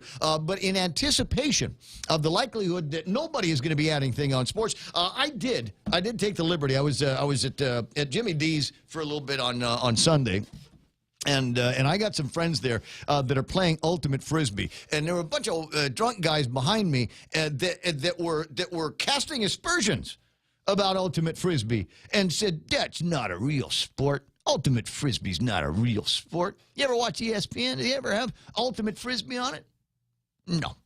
It's not a real sport. I encourage them to get in the sand and run around for a few minutes. You know what? I encourage them to try to take on some of the girls that are playing ultimate frisbee here on Guam. I mean, those girls, those chicks poop bigger than I do. I'm just telling you right now, and they will take you apart in the sand and make you wish you had never shown up for that kind of thing, or made statements like, "Oh, that's not a real sport. That's not." You know what? There's any kind of endeavor that involves any kind of physical exertion, a clock, trying to take a ball and stick it in a hole, 400 yards that way. I mean, there's something that we ought to be able to say that a human can get pretty good at. Now, they're still playing frisbee football out there, right? Because that's technically what they're playing. It's ultimate. So. Yeah, it's ultimate frisbee football. But it's just because it's not on ESPN or just because there's no Olympic category doesn't mean it's a fake sport. Huffington posted a thing a couple of years ago, the 10 weirdest sports you've probably never heard of, including a thing called wife carrying.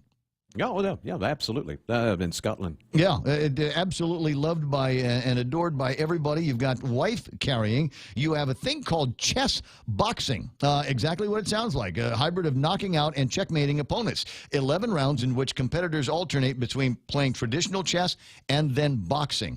There's a sport called, and again, United Kingdom, Gloucestershire, called the annual cheese rolling event at Cooper's Hill. Well, they take a large cheese wheel and roll it down the hill, and the first person to get to the bottom of the hill and get it is deemed the winner.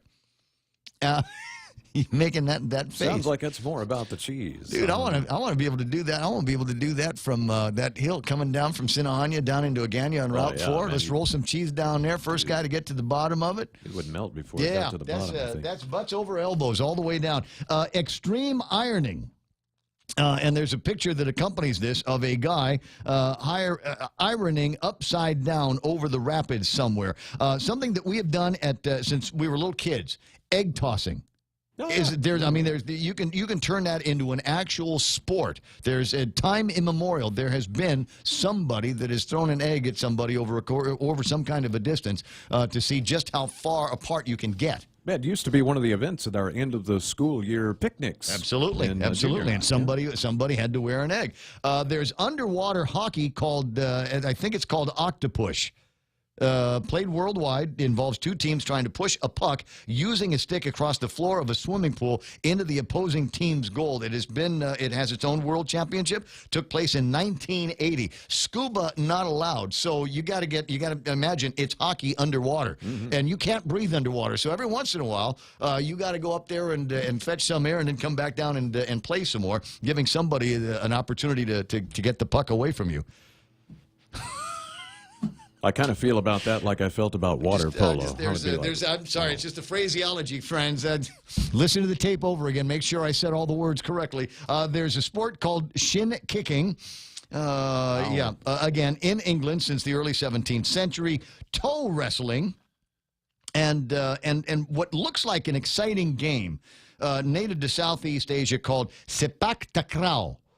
Similar to what we know as volleyball, except players can pass around the ball using anything but their arms. So in traditional volleyball, arms, but there's rules on what you can and can't do with this. But these guys, you can use your head, you can use your knees, you can use your feet to be able to get the ball over a net. So it's not as high as a volleyball net, but there's still a net there. Yeah, and this is, they've got uniforms and sponsors and all kinds of stuff. So just because ultimate frisbee might be just one of those games that you're playing out at Jimmy D's on Sunday, and it doesn't look like a real sport, trust me, guys.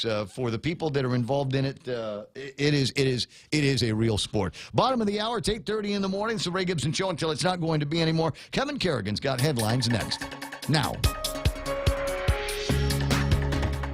Half a day, good morning, Guam. And the headlines from the Guam Daily Post this morning. A man and a woman face multiple felony charges after police reported finding drugs, drug paraphernalia, guns, and ammunition in the vehicle they were driving. According to the magistrate complaint, last Wednesday, police stopped John Michael Aquininox's vehicle, which was traveling south on East Sing Song Road, with an inoperable rear license plate lamp. An officer approached the driver's window, asked Aquininock for his driver's license. Then the officer noticed a wooden buttstock for a rifle wedged between the driver's seat and the center console. Weapons were found inside the vehicle, including a rifle, a Ruger Mini 30, and different types of ammunition. Aquininock told police he did not have a firearms license, according to the magistrate complaint. The woman with Aquininock, Christine Kittigwa, allowed officers to search her purse, inside of which police say they found multiple small resealable bags and glass pipes containing the residue of suspected meth. The 30-year-old Aquininock was charged with possession of a Schedule II controlled substance with intent to deliver and possession of a firearm without an ID. Kittigwa charged with possession as well. 2 teens have been arrested for the March 20th break-in at a Southern high school. About 5 classrooms were vandalized during the break-in, but thanks to an alarm system that alerted a staff member, the 2 teens were apprehended. A third suspect initially got away, according to the magistrate complaint. The 2 young men have been identified as 18-year-old Moses Dozes and 19-year-old Justin Rabon. Dozes admitted to taking part in the break-in, telling police that he knew what he was doing was stupid. Rabon and Dozes are now facing allegations of burglary, criminal trespass, and theft. The third suspect, a minor, was eventually tracked down by police and turned over to juvenile authorities. Governor Lou Leon Guerrero yesterday signing an executive order creating the Coral Reef Resilience Working Group. In a release, the governor said that Guam's coral reefs have declined by almost a third in just the last decade, and our reefs are under an increasing threat from a number of causes, including climate change and pollutants. The working group is made up of 13 different GovGuam agencies led by the Department of Agriculture Director Chelsea Munya-Brecht. The group will focus on reef restoration, reducing land-based sources of pollution, and effective fisheries management, as well as sustainable recreation use. For these stories and more, log on to postguam.com or pick up a copy of today's Guam Daily Post. I think I will. It's 8:33 in the morning. That's Kevin Kerrigan from the Guam Daily Post. He's going to go and do his real-life job and be back with us tomorrow morning with some more news and headlines starting at 6. As I said, it's 8:33 in the morning, and I got to say shouts to my friends over at iConnect. 888-8888 is their telephone number, and they can tell you all about great plans for your telecommunications. Not everybody needs the absolute latest and greatest and features all over the place phone. You just want to get something that you can hit Facebook and Instagrams and whatnots and without costing an arm and a leg. And they got plenty of plans just like you can get latest and greatest. You can get high speed. You can get all of that stuff. But if your needs are not that specific, then go and find out how they can make it super inexpensive for you in 2019 at iConnect. Helen Keller once said, "Blindness separates us from things, but deafness separates us from people." At Ross Hearing Aids, it's their mission to keep you connected to the moments and the people that matter most in your life. Hearing aid technology has never been better, so schedule your complimentary hearing consultation today. Call Ross Hearing Aids, 637-HEAR, 637-4327. You should hear what you're missing. I love you, Daddy. How's your hearing? I can hear real good. I hear that making a really, really good sandwich over at Subway these days. It's shrimp and guacamole, whole shrimp, and then you've got guac on the spread that out on your sandwich bread. If you don't want it on a sandwich, they also do stuff with wraps over at Subway, and this sounds like it will be perfect in a wrap format. Try it out today. In fact, try one today and then try the other one with the regular bread tomorrow at Subway. Make it what you want.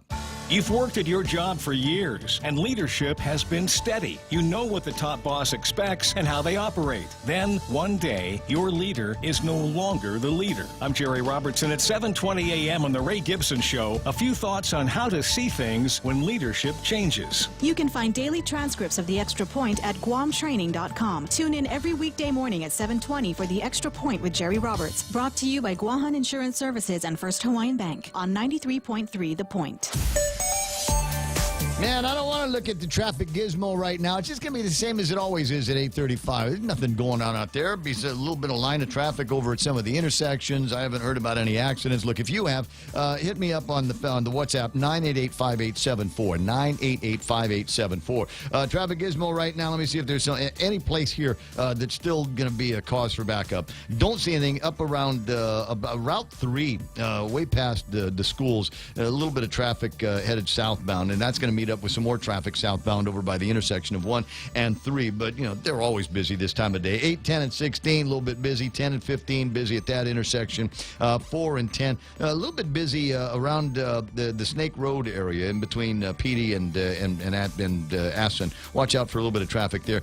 Still a little bit of traffic back and forth getting into and out of Big Navy, and maybe there's just something going on over at the coffee store. I don't know, but I don't see anything that's going to seriously slow you down. That's right now traffic here on The Point. The stations of Choice Broadcasting are celebrating April 2019 as National Earth Month with the return of our Upcycle Mascot Showdown. We've invited the public elementary schools to set the example and build their school mascots completely out of recyclable material. Stay tuned to our stations to see how you can vote for your favorite school this April. Celebrate Earth Month with our students in the 2019 Upcycle Mascot Showdown. Brought to you by the Agania Shopping Center, Lolita Kamet from Remax Diamond Realty, Sylvan Learning Center, Family Finance, Buddy's Home Furnishings, and the stations of Choice Broadcasting.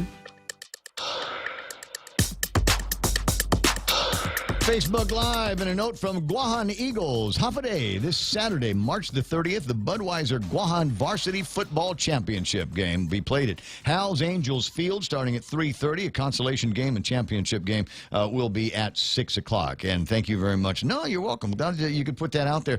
Jonathan Bullwinkle chiming in about the cheese rolling event. Apparently that's been outlawed because people would hurt themselves running or falling down the hill. Apparently, there's some element of danger. Well, you know, if there's no element in danger, maybe that's not the sport for you.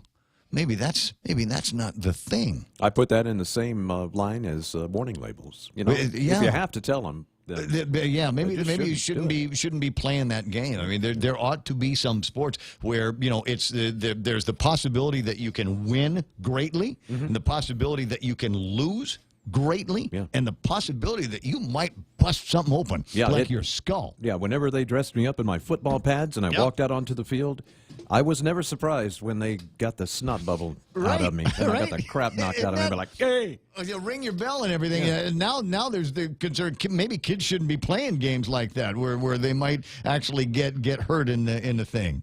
And then we let our kids play rugby. Yes. Yes. I'm sorry. 8:38. I digress. There's other things that we need to talk about here. A little bit later on, the guys from Momma Mia are going to be in the studio, talk about that production that is going to be coming up. And that's always a fun time having Ernest in the studio. But right now, Victoria Lola Leon Guerrero is on the line, one of the smartest people I know. Good morning, Vic.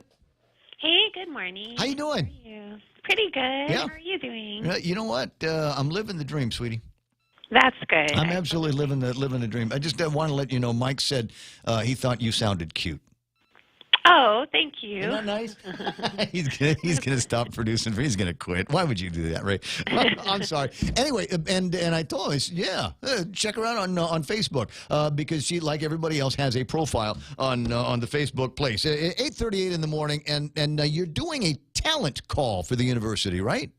Yes, that's correct. For the press, for our publishing house, we're looking for basically a bunch of positions for freelance projects that'll be on a book-by-book basis. And so we're looking for writers, copy editors, translators, and translators can be fluent in any of the Micronesian languages, Chamorro included, Korean or Japanese, just for publications that use those languages, graphic designers, illustrators, and photographers. And so, you know, we've been actively publishing books over the last 3 years, and we have a wonderful pool of talent, but we thought, you know, we have so many huge projects coming up, we really should extend that pool and see who else is out there. And so this is really the last week of we've had the call open for a month, and so we're asking for submissions up until Saturday the 30th.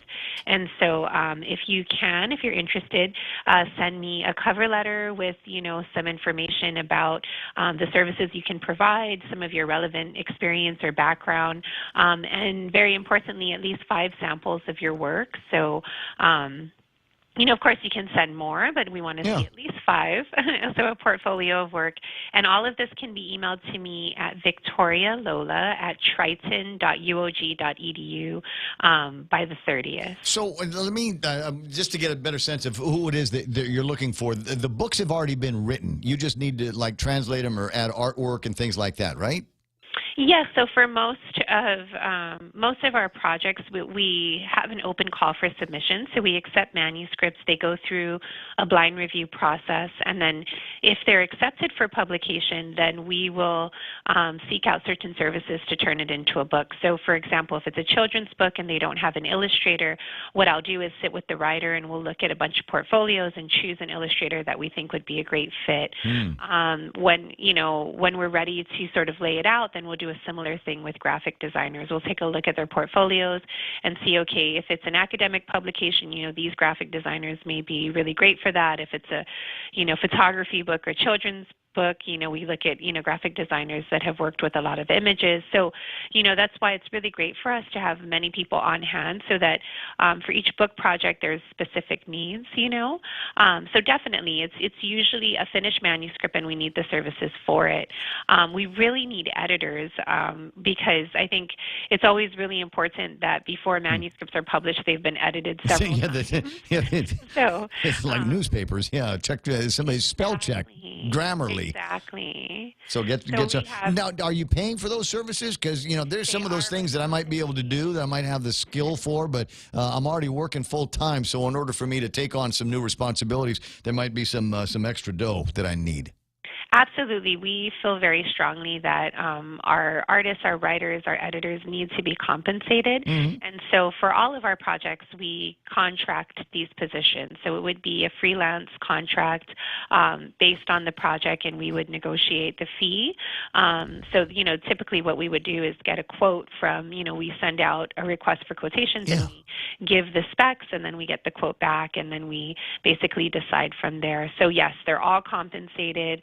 And, that's so important, especially we have such talented people in our community that often give so freely. And so we believe it's incredibly important to compensate these talented folks. I don't disagree. Hey, there's always opportunities for narrations and books on tape. Now, I don't generally have a lot of additional time to do things like that. But I know guys like Michael Knight, who's got a great voice, and I think he would make a great annotator for some of the materials. Have you looked at maybe doing more audio and video narrations for some of your documents?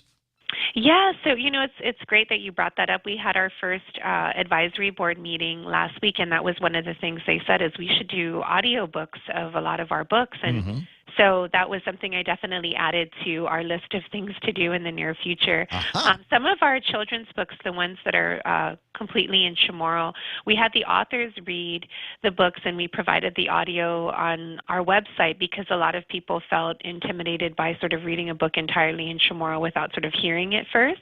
And so we had made those available. But for some of our longer books, we'd want them to become actual audio books that you can purchase, right? So, well, I mean, there's a great market for that, and there's a lot of people that, for many people, that's their preferred method to be able to ingest, documents and data is have somebody read it to me. Absolutely. Because it works out like that. Is that all you've been up to out there? What else you've been working on? Well, we've got probably one of the biggest things we've got going on or coming up is that we're going to start making textbooks. So we're going to be working with the Department of Education to do kindergarten through 5th grade social studies books. And so that's really exciting because this is something I think many people have said for many, many years that we need to really be able to not just teach our children about someplace thousands of miles away, but they need to really be able to know about themselves and know about their place in the world in order to then connect to and understand sort of these larger stories or larger, concepts that they're supposed to learn. And so we are preparing to do that. The contract is almost completely signed, so I'll kind of save all the details until that's done. But it looks like we're going to be starting a pilot project that will allow us to really open up the door to make textbooks for our schools, which honestly is the dream for me, because as a kid, that's what I really wanted. I really wanted to learn more about our history and about our experiences. And so to know that now my children will actually have textbooks that are made here is really, really exciting. I've often felt the same. I'm delighted that people like Bob Rogers and others had gone out and put together the Destiny's Landfall, and you got Don Farrell and all of his books. And it's nice that there are certainly people that think it might be more important to know about post-contact names, pre-contact cultures, and lifestyles from here and around this area, as opposed to what might have been happening in Europe and war between the states and Revolutionary War. All important. Everything's important, but it's nice that we've got something from around here that we can look at. Be learned at the same time together, right? So this notion that one is going to eliminate the other, it's not necessarily that. It's more that the concepts and the content standards they're supposed to learn can really be taught, placing their experience at the center of their learning, which everyone else in the world does. So we just got to pick up. Yeah, we got to pick up on how to get that done. I always like to think in terms of what was going on in the 1700s and 1800s, and then ask myself the question, what was happening here on Guam? And there are places where you can find that information. What was what was actually happening here on Guam? You think about and thankfully with the written word, you think about what was going on in the United States in the 1910s and 1920s, and then you go to Mark and crack open a couple of Guam recorders and see what life was like right here on Guam, and read stories from that were written by people with the same surnames as us, and villages that we still drive into and out of. I mean, it's fascinating. It's nice to hear that somebody's working on that. Victoria, Lola, it's always nice hearing from you. You too. Have a wonderful day, and please, if you're interested in these positions, please email me. My email again is victorialola@triton.uog.edu. You can also check us out on Instagram or Facebook as UOG Press, where there's information about how to submit. We have a website, uog.edu/UOG Press. And then I'll probably be bugging you in another couple weeks. We are going to be publishing the 4th edition of the Best Tracks on Guam that we've really completely redone. And so I'm very excited. Hopefully we can get Dave Lotson to talk about this new edition of his book coming up soon. There's a whole lot of interest in that kind of thing now. Daily Post has got a book on some great hiking opportunities that we've got here on Guam. The more is better, and same like with cookbooks. You cannot have too many different ways to fricassee a fish. 8:48 in the morning. Victoria Lola Cola, I'm going to let you run. Okay, thank you so much. Have a terrific day. I call it Victoria Lola Cola because he's had that Lola Cola thing all those years ago. 8:48 in the morning, 888-8255-888-TALK, and absolutely delighted to hear that the governor of Guam has issued another executive order that I'm delighted to see this because and not for all of the same reasons. One of the reasons why I'm delighted to see it is because of the great economic impact, the fact that we have a reef around the island, and that living reef, that living being is accountable for so many great things around here. You figure all of these people that come out want to hang out on the beach. There's other beaches in the world that they might be able to get themselves to, but I don't know that there are any as pretty and as colorful and as full of life as the reefs that we have that lead up to the beaches where all of us frolic in. Brent Tibbetts is on the line. I know he feels exactly the same way. Good morning, Brent. Good morning, Ray. Oh, always nice to hear from you, and happy to see a couple of things. Number one, you did coral relocation. Before we get to the governor's executive order, tell me about coral relocation. I've never heard of the concept. Okay, well, you're probably referring to the event that happened last week down in Mauricio. Yeah. There were some large coral colonies growing on the boat ramp down near the Mauricio Pier, and kind of in response to comments from the general public, the users of the ramp down there, the corals were both kind of making it difficult to launch boats and retrieve boats at a low tide, and also is just concern for the health of the coral. So there were several different entities that got together, the UOG Marine Lab, Underwater World, the Nature Conservancy, and DAWR, got together to remove these corals, actually physically taking them off of the boat ramp and relocating them to areas that should be suitable for them to continue to grow and keep growing, but not impact users of the boat ramp. And what process is involved here? Does it involve a trip to Home Depot to pick up, I don't know, some kind of glue and something to chip the coral out from the ramp? Yes, that's actually very close. Things like crowbars and things are used to pry the corals off of the ramp, and then suitable areas without any growth are found, and they're scrubbed clean to get all the dirt and debris off, and then the corals are fixed to that with an underwater epoxy, and then they're glued in place, and then there's some monitoring involved with that as well, probably about a year of monitoring to ensure that the corals survive the relocation. Now, this process is a little bit different, but not completely different from something that I think I'd seen in Palau, where they had experienced some areas where the coral was damaged from fishing and diving operations and things like that. So they rescued samples of these, brought them someplace, and were basically growing coral in little pieces, I think, of PVC, and then eventually they pick them up from where they're growing them and go deposit them on a clean rock somewhere with some. I thought it was concrete, but apparently not. Or you can use some kind of epoxy, and eventually they will grow where you put them. Ideally, yeah. And actually, some of the smaller fragments from the relocation effort last week that were kind of too small to glue in place were taken to the marine lab where they will be grown larger. And then with the idea, eventually they will be relocated back out on the reef as well. Also, the Marine Lab does have one coral farm, and they're working on creating the second one, where small coral fragments are being cultivated now for relocation in areas where coral has been damaged by, human activity or climate change affects, things like that. Wow. Are there certain corals that do better with this kind of technique than others? Yes, there are. Yeah, there's some of the I don't want to use too many Latin names, but there's some of the ones that are more solid that grow very well if you relocate them. And also some of the staghorn corals, the ones that branch a lot. Yeah, those seem to take well to this as well. There are some other kinds that don't seem to take relocation as well, but some of them it's just not known, and it's kind of a bit of trial and error to see how they do. All right, now we try to take them and put them someplace where we don't have triggerfish and other sea creatures that will thrive on eating young coral, right? Well, triggerfish not so much, but yeah, one of the big concerns creatures here that feed on coral would be the crown of thorns starfish. Yes. And so, in addition to relocating them, making sure that there's nothing like crown of thorns around that might just come up and get an easy meal out of the work that has been done. Fascinating. It kind of like taking a turtle and rescuing it and then sticking it back in the water. Yeah, just not as much action, and it's a little harder to tell the appreciation of the coral. Relative to establishing a coral reef resilience working group to make recommendations for a new coral reef resilience strategy to protect and preserve Guam's coral reefs from all threats, including climate change. This is the headline on an executive order that was signed by Governor Lou Leon Guerrero yesterday. Did you help her put this together? I did not.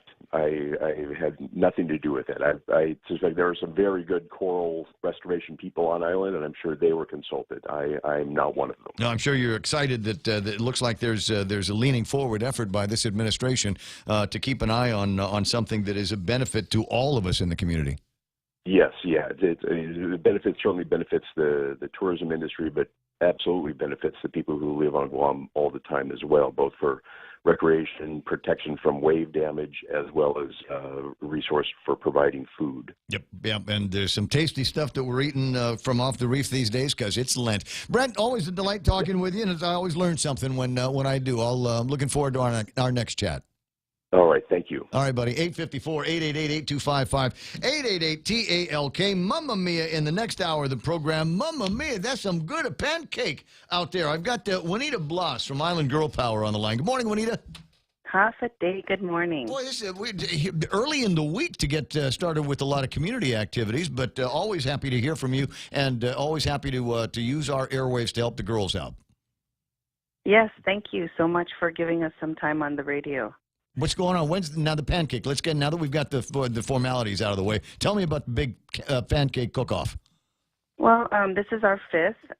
We've been partnered with Simon Sanchez Pro Start and their Guam, community college culinary program for all that time, and we're really highlighting the work the students do. The pancake fundraiser is going to be on April 6th at Island Girl Power at our main center in Dededo. Yeah.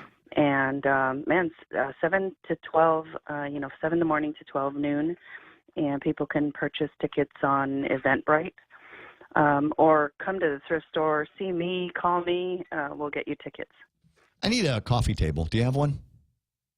We have a couple pieces of furniture at the thrift store. Yes, we do. Okay, I might just run up there and take a look and see what's going on at the thrift place. And now where's the pancake deal is going to be? You said on April the 6th, 7 to noon. Where it's going to be at the clubhouse? Yeah, at Island Girl Power. We have four buildings there, and the Family Enrichment Center is where we're hosting the pancake breakfast. We've done it there before. The patio's nice, semi-enclosed, and we set up nice tables. You can actually see the students while they're preparing the pancakes, and we'll have 10 griddles going at the same time. Oh, and no waiting. Beautiful morning. Yeah, there's some actual restaurants that need to learn the concept of getting people in and serving them fast. Yeah, and we served over 200 people last year, right? And it was just a morning thing, and we're not a restaurant, and we're just giving the students a different kind of venue to try their skills, and lodging management, the marketing. The marketing is the one that created the poster and tickets for us, and we're really working really closely with the students and their advisors. Well, I'm glad. I'm glad that everybody's going to have an opportunity to get that experience. Do you think you might make any money on this? That's the goal. That's the goal. But yeah. We're, nearby to several other organizations that we partner with and sponsor their children to come out and eat. You can't do pancakes and not, want the families to come and partake. So they're on the Eventbrite. People can sponsor a ticket for one of the kids, and that's always really nice. I like that. Because you want the people in the program, the youngsters in the program to be able to benefit. So there's a way everyone can help, even if they're not on Guam. Last time we had this conversation, I recall one of the things that I wanted to make sure that you had was real maple syrup, not the fake stuff, not the stuff that's maple syrup, colored maple syrup, flavored, but it's actually just high fructose corn syrup. Best stuff, right? So, yeah. And I recall you were able to find some from the folks over at Triple J. Have you reached out to them yet for this big one? Yes, and we are in the process, and so I will give you an update next week. Yes, please call me up and give me an update. I want to know everything there is to know about whether or not we've got some real maple syrup. It makes a difference, guys. It makes a difference when and especially since you get these people. I mean, this is what they're working on here is putting together as good an experience as possible for your donation dollar. So let's not mess around with the cheap stuff, with the imitation stuff, right? Right. Also, we partnered with Ahmet Farm, and so we'll have some mulberry style syrup, and then the mulberry juice, and of course we're going to make our signature lemongrass tea for everyone to partake in. It's more showing people what you can do with the local fruits that are around us, growing really readily on the island. Okay, I got you. Listen, it's a delight talking with you as usual. April the 6th for the pancake fundraiser for Island Girl Power, 7 to noon. Go and get your tickets at the thrift store or Eventbrite. And I think if you just put in Island Girl Power and pancakes, you should be able to get some kind of hit. Yep. I searched it that way also. And if you're not sure where the center is, go to Google Maps and type in Island Girl Power. The directions are pinned. All right. I'll talk to you pretty soon, and best of luck to you. I can hardly wait for you to tell me about real maple syrup, okay? Absolutely working on it. 9 o'clock in the morning. That's Juanita from Island Girl Power. My name is Ray Gibson from 93.3 The Point. Coming up, we'll spend some time talking and perhaps even listening to some of the sound of the Momma Mia play that I've actually seen in play form in Las Vegas, Nevada, and they're bringing the show to Guam. We'll talk with some of the folks in that program in just a few minutes. Radio station is 93.3 The Point. It's time for Fox News Live. In full, I'm Lisa Lacera, Fox News. That's what Senate Democratic leader Chuck Schumer is calling for 1 day after Attorney General William Barr released the summary of the Mueller investigation. The American people simply want the truth. Each American, if he chooses or she chooses, can read the report for themselves and draw their own conclusions. Republican leader Mitch McConnell satisfied with the release as is. According to the Attorney General, the special counsel's in-depth investigation did not find that the Trump campaign or anyone associated with it conspired or coordinated with Russia in its effort to influence the 2016 U.S. presidential election. Schumer had attempted to get the Senate to adopt a House resolution for the entire report to come out. It was blocked by McConnell. The House Intelligence Committee postponing an open hearing with Felix Sater, a Russian-born former business advisor to President Trump. The panel was set to interview him Wednesday. A committee spokesman saying instead they're focusing on bringing in Justice Department officials to better understand the Mueller report. A proclamation signed today at the White House acknowledging Israel's sovereignty over the Golan Heights as America's top diplomat among those speaking tonight before a pro-Israel lobbying group. Fox's Steve Rappaport has more live. Lisa, Secretary of State Mike Pompeo says without American support, there wouldn't be an Israel to recognize as properly sovereign over the Golan Heights. And this relationship, from Truman to Trump, is a tradition of supporting Israel deeply. Pompeo at the AIPAC conference also addressed the rise in anti-Semitism and said Americans have a special responsibility to combat it. Because religious freedom sits at the core of our founding. It's in our Bill of Rights as the very first freedom. Some Democratic presidential candidates boycotting the event. Lisa? Thanks, Steve. This is Fox News.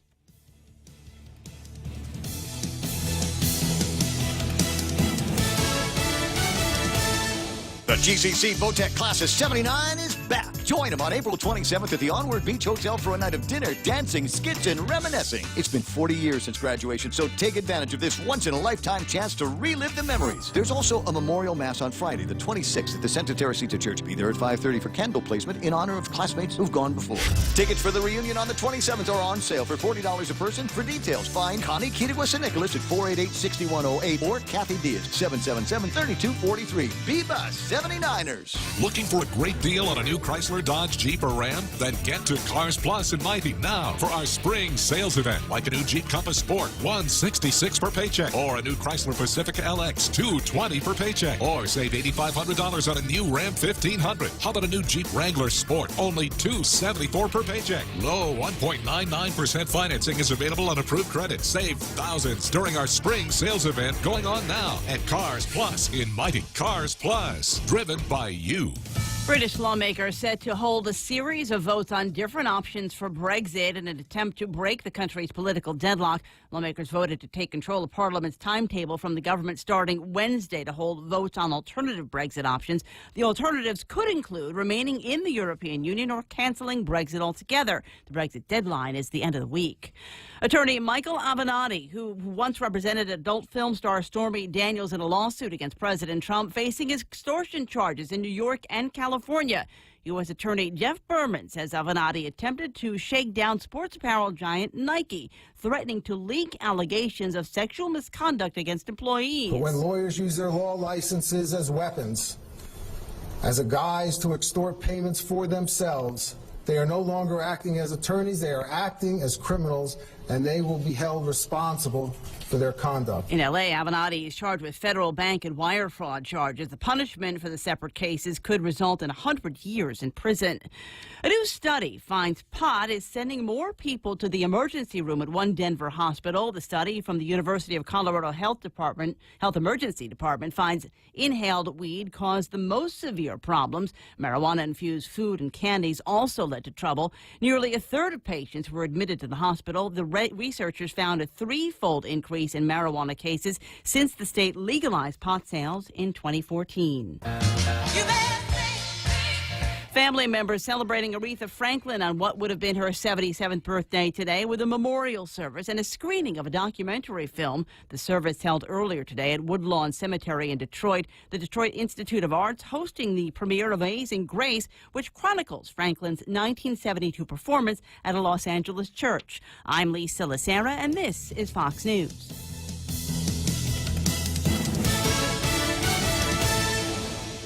The GCC Votech Class of 79 is back. Join them on April 27th at the Onward Beach Hotel for a night of dinner, dancing, skits, and reminiscing. It's been 40 years since graduation, so take advantage of this once-in-a-lifetime chance to relive the memories. There's also a memorial mass on Friday, the 26th, at the Santa Teresita Church. Be there at 5:30 for candle placement in honor of classmates who've gone before.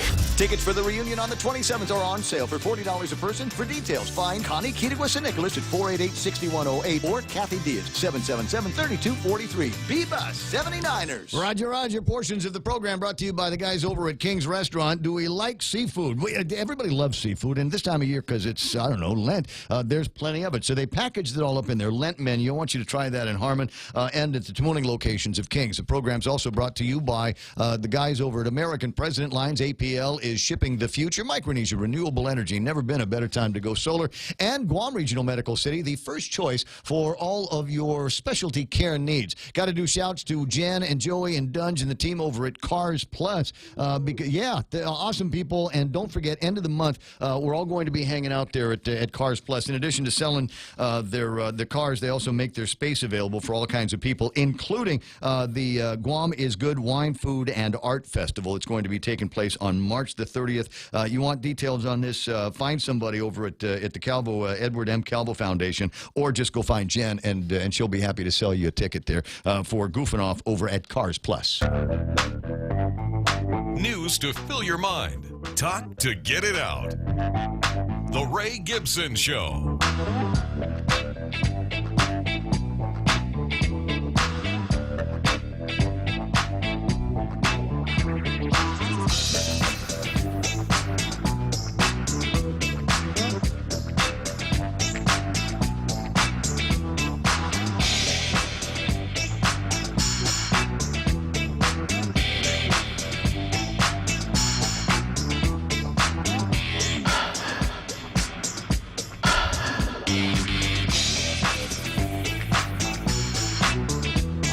Fascinated with the technology. It's a beautiful, wonderful thing. We've got technology in the radio station. Okay, the red light means that we're live and that there should be no further cursing in the studio unless it comes from me. So this is going to be the party. Oh, there he is. Artie, the one-man party is in the studio with me. It's the other Ray Gibson is in the studio. And today, because we're in celebration of a program called Momma Mia. And we'll go through, I've got some members of the cast here, and naturally I'm going to ask them to sing at least one or two, maybe one for sure, of an ABBA tune. But we'll also tell you, one of them is not Ernest the Choker. Ernest is not in the studio. He's driving like a madman to the place right now and texting at the same time saying, "Go ahead and start without me." Ernest, I was going to start without you anyway. It's okay. I've got the talent here. They know when the play is going to take place. They know where tickets are available at, so that's cool. Let me get some other. Not that I want to, because I like Jen. She's absolutely prettying up the studio in a big way, and I don't want to go back to the regular sets that we have here for when all of the microphones are on. But it looks like I might have to do that. Where's the one that says 4 dang cams? There it is. That's the one. Where I can get just about everybody within camera range onto the screen. He says, clicking the thing. All right, and I press that one there. You have a really impressive. Yeah, I got a lot of cool technology. All right, there we go. So just about everybody that needs to be on a camera is on a camera. You'll be able to watch this on Facebook Live, and for those of you that need to be social, share this among family and friends in the States. I'll get you links so that you can do all of that. So let me go kind of around the studio and to introduce everybody. This is Jen. Hi. We love the hat, Jen. Thank you. This is now.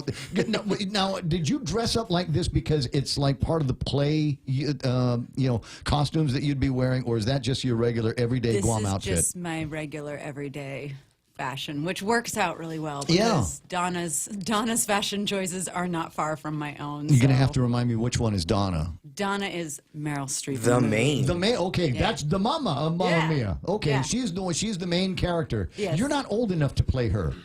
Actually, surprisingly, I'm only 2 years younger than it says she has to be in the script. In the script. I won't say what the script says. All right, but you still, I don't think. But I am old enough to have a 20-year-old daughter. I'm in total flirt mode right now. So, easy killer. I know, right?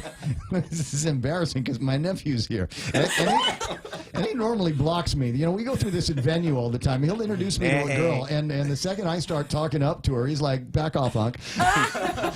So anyway, so my nephew Artie's in the studio as well. That's Artie Gibson. He's the namesake for me and my brother David. So he's Raymond David, but we normally call him just Artie. Nice. And so it's good to have you. It's nice to see you at work. Thanks for having us. Well, it's fun. It's a nice little operation. Yeah, I like working here. It's nice. I designed it myself. Now these two guys here, I got Riley with beard. Okay, and then there's Devin with smaller beard, non-Riley size. Looks like mine, but smaller. Very accurate. Yeah, well, try to play to the characters here. Now, and you guys are going to have to give me there were 3 guys that were involved with the Merrill character. I was Stellan Skarsgård. You were which one is that? The guy with the sailboat. Sailboat dude. Okay, yeah. Wild man. Right, and then so we got Devin, and so which one are you? And I was the much more fashionable Harry Bright, played by Colin Firth in the movie. Okay, all right, and so if you get a sense of who these guys are and where they are in the play, so there's and you are Devin and I actually play we're double cast for Harry. Yes. Really? We're both playing Harry. How does that work?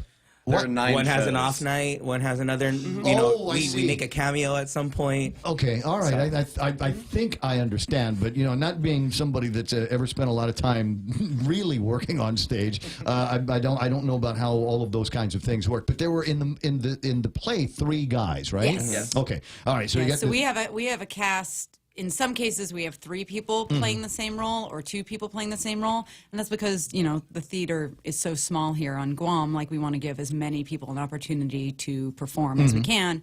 So we've got, 8 performances, 9 performances. And so people will rotate in and out. Are you in all 9 of them? No, I'm in 4. Okay, so she shares Donna with Lisa Berdalio. Yeah. Oh, really? Yes. So when did Lisa start doing this? Since ever since Antes Guantes. Really? This was her. How did I miss her on stage all these years? I think this is her first actual stage production. I mean, other than Blame Adam and other than her place in the music community on Guam, she's actually been yanked into this really amazing role where we get to sing a bunch of ABBA tunes to a story. Which is my favorite thing. You might think that it's disco and rock and roll and the Euro stuff that was popular in the 1970s and everything. You might think that somebody like me might not be totally into that. But the fact of the matter is, I can go and watch Mamma Mia and sing along to virtually every ABBA song that there is in there because there's something about the lyrics. There was something about the way they sang those songs, and there's something I thought incredible about the way they put the show together. And that was, so I'm born and raised here. I'd never had an opportunity to go and watch a lot of plays and be be in the audience of a lot of musical productions. So the first time I saw them put this together, Mamma Mia, I actually saw the stage show in Las Vegas, and it blew my mind. It absolutely blew my mind. There was something about watching the thing live, and it's such a great experience that I got to recommend for everybody. The movie is nice. The movie is a nice experience. But the production is amazing. But the production, when you see it in real time. Well, Ma and I saw it in Vegas as well in 2003, 2004, and it was just fantastic. It's probably the same show. The singing, It's one of the better, what they call jukebox musicals, where they're taking pre-existing, either from one, band like ABBA or there was a Beach Boys ones for a while that was Good Vibrations. It didn't do so well on Broadway. But it's one of the better jukebox musicals that actually has a script because they took it from a movie. And I'm forgetting the movie's title. And then we're able to chop in the songs. Yeah, and then that movie also had a musical version. That was a total flop. Yeah, a flop on Broadway. So the script, the storyline comes from a really solid script already. Yeah. And then they were able to weave in the songs that they already had, which is fascinating and clever. Well, I think the music in it is so timeless anyway. I mean, it's so, doesn't matter whether it's in the 70s or it's in the 80s or it's in the 90s. It's something that it's catchy and automatically gets into your ear and you're dancing already and dancing queen. So all that kind of stuff. And I think that's what makes the show is, the music besides the story as well. It speaks to the plot. Well, but what a crazy story it is. Yeah. It's hilarious. But for me, the fun parts of it, is the sisterhood, the relationship between the main character and the girls that she brought out, lifelong friends that they brought out for the actual wedding.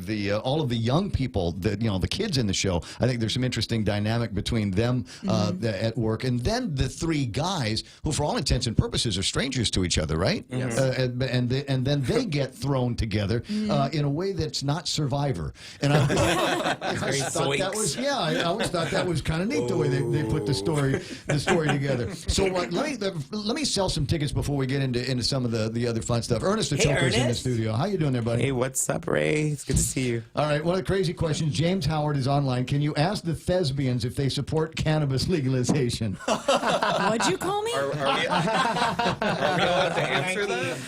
I declare myself a thespian. Guilty. But that's not an answer. So do we smoke or do we not smoke? I think that cannabis is very useful for a lot of friends of mine who have gone through cancer. And I think that a lot of kids, too, there's a lot of research that points towards cannabis being very, very effective for controlling different types of diseases or disabilities, right? And so I've seen it firsthand, and I think it's an amazing thing to... Okay, but I'm not talking about medicinal. I'm talking about recreational. Recreation. Heck yeah. Wow. So will the play be any better? I've seen that firsthand, too. I've seen the effects it has. Yeah, the straight version of the play versus the stoned version of the play, which is, which one is more or less Cayenne-Scotzy, right? Yeah, exactly. I actually lived in Colorado before and after they made it recreational, and I didn't personally see any severe negative effects. It's worked for them. They've made a lot of money as a state. So, I've heard. They're one of the wealthiest states in the Howard, country. there is your disruptive question about cannabis. Well, I'm trying to sell some tickets so people can watch my nephew on stage. Ernest, tell me now, Mamma Mia, when is the play going to be? Oh, the show is the last week of April. Yeah, okay. so it's coming up really soon, sooner than I'd like right now. But it's coming soon. April 25, 26, and 27 is our evening shows at 7 p.m. for our seating, and April 28th is our matinee, which seats at 2:30 p.m. Curtain for the evening show is at 7:30 p.m. and curtain for the matinee show is at 3 p.m. Okay, that's only 4 shows. Correct. So we have school shows during the day. Oh, yes. I see. Strictly for schools. Yeah. So we want to make sure that it's accessible for all of our kids, right, in the community, no matter what socioeconomic background you have. We want to make sure that the arts are accessible to everyone. Where are you doing it? Where's the show going to be? FD Phoenix Center. Oh, sweet. Okay. All right, good spot. Good spot there. It's a central location. They got a good stage. Good for the infrastructure for shows. Absolutely. And good parking, too. So decent parking. Yeah, it's okay, so decent. at the FD gym. And how much to get in?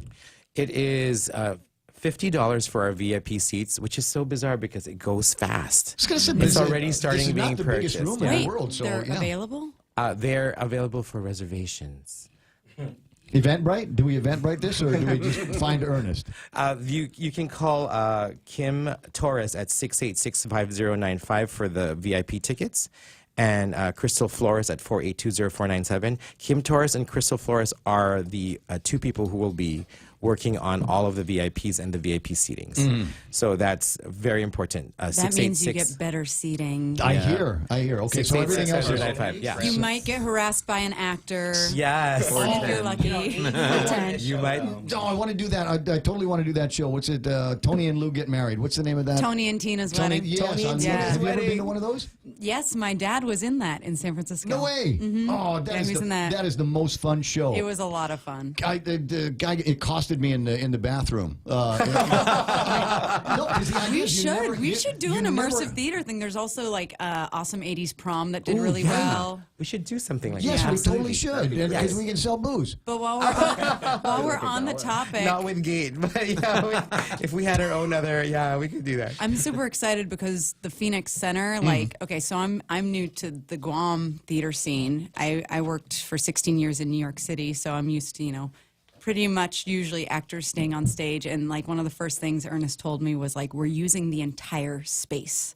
So we're going into the audience. And so in a way, we are going to be not completely immersive, but we are using the entire auditorium with dancers coming in there during scenes. It's like it's going to be all around boxes coming out, go-go boxes all over the place, confetti shooters, things just happening all fireworks. So when you come to the show, you're not just going to be watching like a movie screen with actors up there. We're going to be everywhere. So not immersive, but you'll be a part of it. You'll close enough to touch. Yeah. Close enough to touch. Oh yeah, close enough to dance with. So April 25, 26, 27, and then a matinee show on the 28th. And find Kim and they'll talk to you about VIPs and reservations. Now, what about the non-VIPs and reservations? The general you got, tickets. Section 8. Yeah, section. That's the nosebleed section.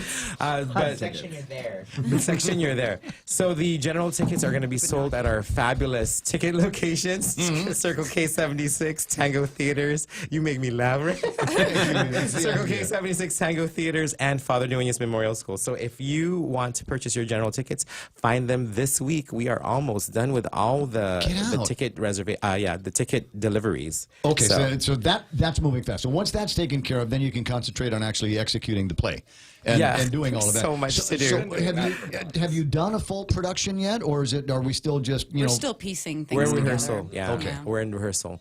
It takes a lot to get all this stuff down. Right. But we have like 150 plus people in the cast. No way. So we have 3 choreographers. Yeah, 3 to choreographers. wrangle all these because ensemble members. A regular Broadway show, right, or a regular musical has about 18 numbers, 19 numbers. This has like 28, 26 numbers. That's a long show, It's too. a big show. Well, it goes right into each other. Yeah. Music, not well paced. And then for like a big musical, you have 6 numbers that are big company numbers, right? 13. This one's got about 12 or 13. Yeah. So there's a lot going on. Oh, it sounds like it. It sounds like I don't know why I said yes. Do you have enough backstage? Or is that why you pushed everything out towards the audience? Because you need a lot of the backstage to be able to corral the people in between their sets. Right. And not only do we have 150 people, but when we do Dancing Queen, we have a flash mob. Yep. Yeah. Yes. So over the past few weeks, we've been having the community come in, kids from the community, adults, and learning the choreography. So when we do Dancing Queen in the show, it's not just going to be the cast that jumps up and dances. It's going to Here be... comes everybody else. It's because it's a gate thing, right? So we need to make sure that we involve as many members of our young community and give them a love for the work. And it's an Ernest thing, and he's super extra, so... No. Not Ernest. Super extra, double X large. Ernest and I invented extra in the 90s. I believe it. I learned from Ray. That's right. That's right. So now Artie has been in virtually every play that has ever existed on Guam, going back to calm down. No, I remember that's how we'd spend Saturdays. Artie's in a play. Okay, let's go. We're all going. Sorry. Thanks, though. Between your grandmother and your aunt and your mother, they would just take every little thing in their purse and reserve seats. And God help you if you got in Shelley Gibson's face while they were reserving seats at the Field House and all the different theaters.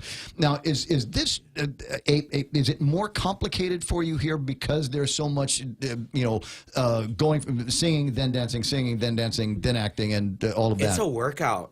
Gotta be. I mean, we have spandex boot camp, but I mean, being in character and dancing and acting at the same time, it's really having to portray a different character, right? And to have a lot of fun with it, to bring your own self to it. And Ernest is always talking about, Ernest and Jen are amazing coaches, and they're always like, make your choice, do what you want to do, but stay true to your character. So it's a lot of like mental work in and of itself. Well, but so how much of how much of RD is going to show up in your character? The wardrobe. Yes. Okay.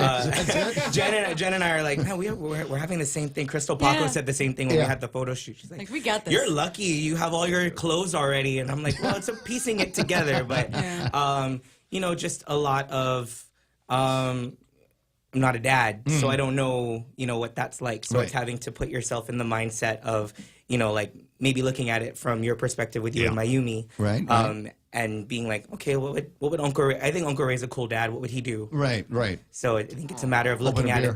Oh, just open a beer. Yeah, that's not for her. For me, for me, as it turns out. Now, Artie, obviously, you know, my nephew. I'm a little bit familiar with his background. What about you guys? I mean, acting for a long time. You know, where have you been? You're so quiet over there. Yeah, how different is it? I've done shows on and off for about 25 years. I'm 33, so I started, you know, middle school age, all that good stuff. But yeah, this is the second show I've done with Ernest. I did Shrek last year, but yeah, it's a really cool experience. Did you play Shrek? No, that was Carl. But you looked like you could have played Shrek. I played Papa Bear. He was the Papa. I look like I could play Papa Bear. Don't I? That makes sense I too. didn't even have to the big beard, that's already there. But yeah, it's like already said, it's a workout, and there's so many extra scenes and stuff.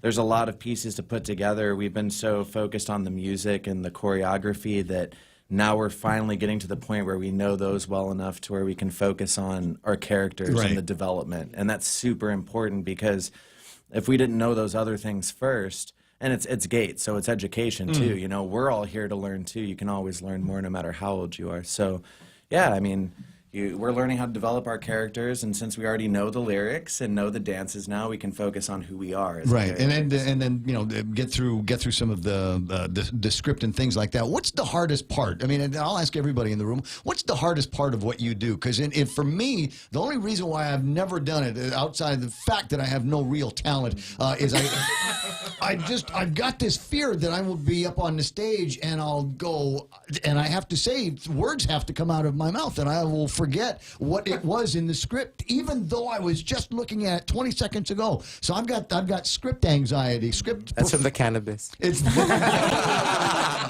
not yet. But I've got this anxiety that I forget everything. You know, but when getting on the stage, I mean, do you guys have that? I would say that's the hardest part for me, because if I'm worried about thinking about the words too much, then I get stuck in my head and my character fails. So that's the toughest bridge for me to get across, because if I'm thinking about, oh God, what's my next line, then I'm not being the character anymore. I'm in my head. That's probably the biggest struggle for me. But Have you ever ad-libbed your way out of trouble? Oh heck yeah! The show must go on. All the freaking time he does that. What about you, Devin? I'd honestly say the hardest part is just keeping up the energy. And we were actually talking about this last night at rehearsal, because every time those lights go on, you need to be going at 110%. Oh yeah. All out.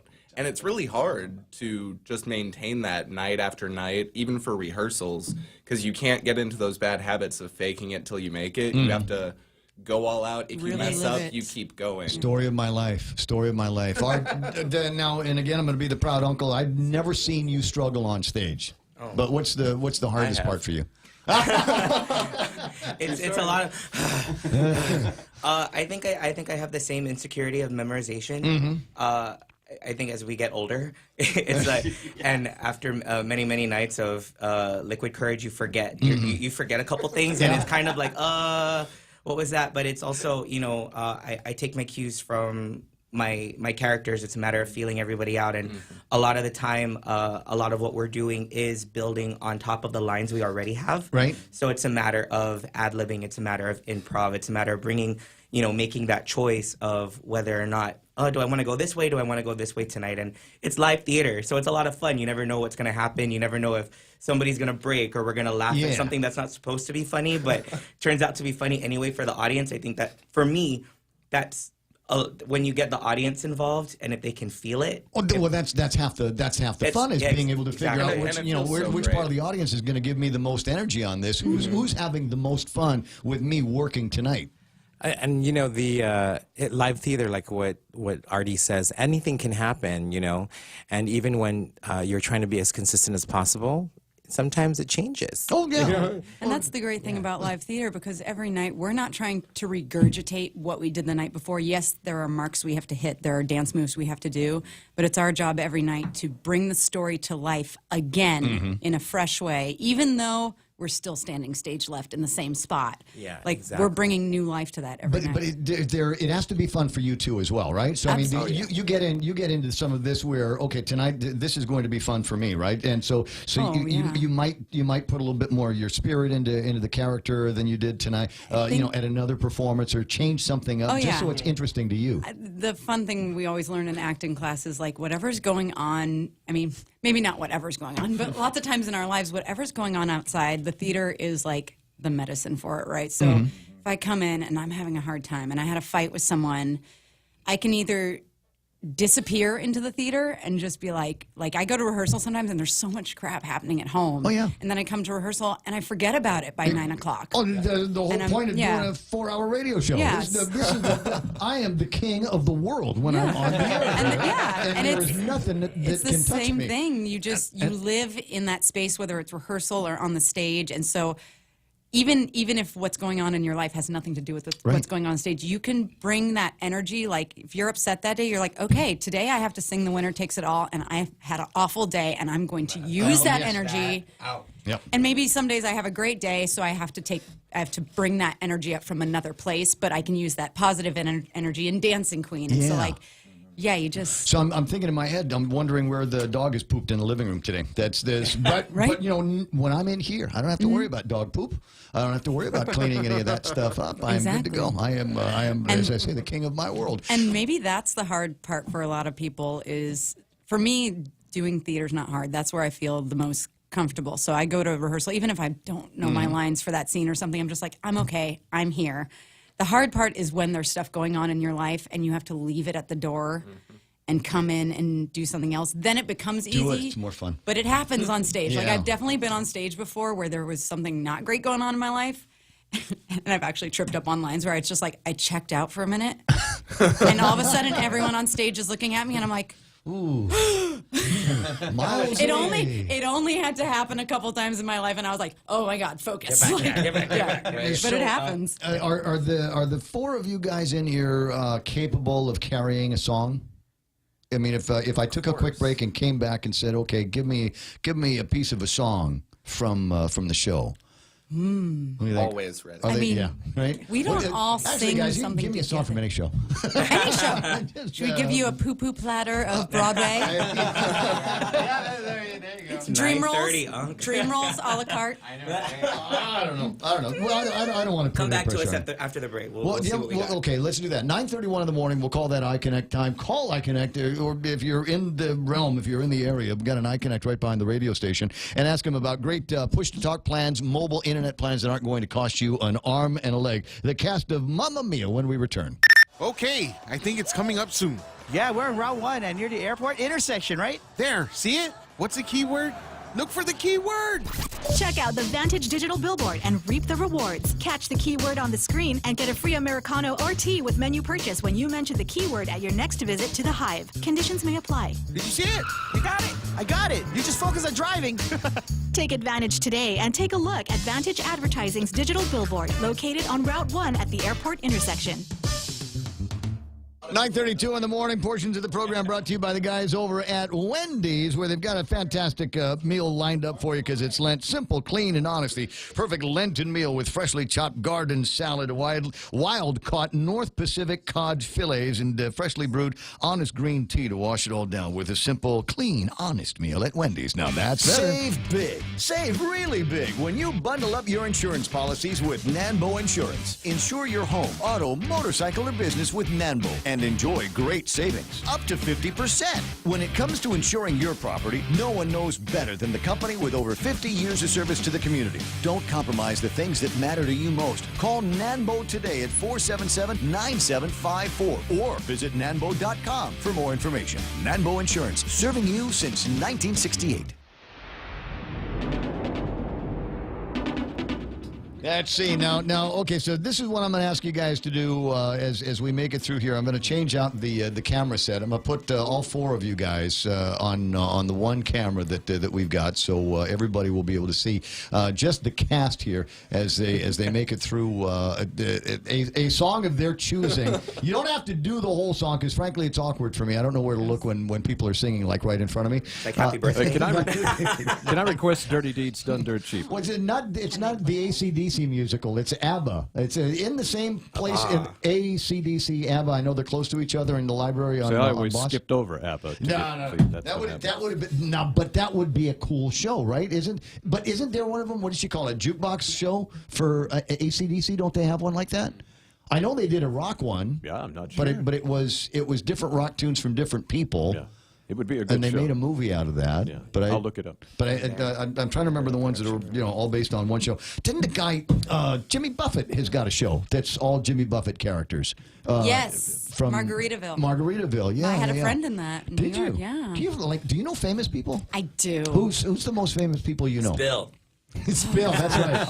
I want to know dirt. No, I wouldn't say I know anyone super famous. Most of my friends are the kinds of performers in New York that maybe the general audience doesn't know their name, but they've done 7 Broadway shows. Yeah. So they're not. Let's say Chorus line folks. Trying to think who. Yeah, lots of chorus line people. Gosh, who do So it's I know? not a Who's good business to get in if you want to get famous. Then. It's a hard business. I mean, unless you're Leah actually, if you Salonga, can right? get famous first. Yeah. Yeah, right. If you can get famous first, then you can book any Broadway show you want. That's the big joke amongst Broadway You mean like actors. Deborah Gibson? Yeah, Yes. I need to go be a big star on American Idol before they'll cast me in a Broadway show, that kind of thing. So it's go get famous first, and then you can come play on Broadway. Yeah, until then you're back up singing. You're going to Exactly. do dancing. Okay, gotcha. Right. So I'm going to want you to get with these guys, and we'll go ahead and pump open a couple of microphones. Can we pull an instrumental out? Can we play an instrumental? Is that possible? Oh my God. We're extra. You want to get all this stuff? Ernest is a little extra. Kind of, sort of, probably. I'm not sure if you'd be able to hear it, but yeah, there might be a way that I can scare this up. It might be smart to take another. Give me about 30 seconds. Can you toss me about 30 seconds, and then I'll do my magic in here in the studio and see if I can pull up a song. Thank you, Ray. Yeah, You're so kind. yeah. Well, I'm still not sure that I can do it. That's the thing. Okay. We have faith in you. So I'm going to need you to type into there, Mike. I'm going to need you to type into that machine. Oh, great! It's gone to a commercial for Wonder Woman. What is this? That's your screensaver. What is that? That's me. Mamma Mia karaoke. That's me when I eat salad at night. Type in Mamma Mia karaoke. I look like that in the morning. Yeah, because otherwise I got to play it off the phone, and we've got the tech. You think I got it? All right, let me scroll down and see if I can find exactly the song here that we're looking for. We got Here We Go Again, Dancing Queen karaoke version, Super Trooper. It's a different. Yeah, but I don't know if I. Mamma Mia. It just said 03. Mamma Mia 03, Mamma Mia karaoke. Okay, can you type in right over there 03? 03. Thank you, Mike. I appreciate it. 03. Yep, there we go. Yeah, this right here. This is the most exciting radio ever in the history of broadcasting. Can you imagine having missed this, ladies and gentlemen? 9:37 in the morning, and we've got a couple of members of the cast of ABBA that are here in the studio, including my beloved nephew Artie Gibson. And so we're going to get close to the microphones and the cameras so that we can and make room for Jen because she's prettier than all of you guys. We're aware. And I'll just keep saying it all morning long. So let me press the play button and see if we can get the music playing in some kind of headphone device that they can hear. Do you have any audio on your side? Yeah, see, this is always the trick of getting it. It's live theater. Oh yeah, live theater. I don't know what's gonna happen. Yeah. Oh. Can you imagine when we're working with an orchestra?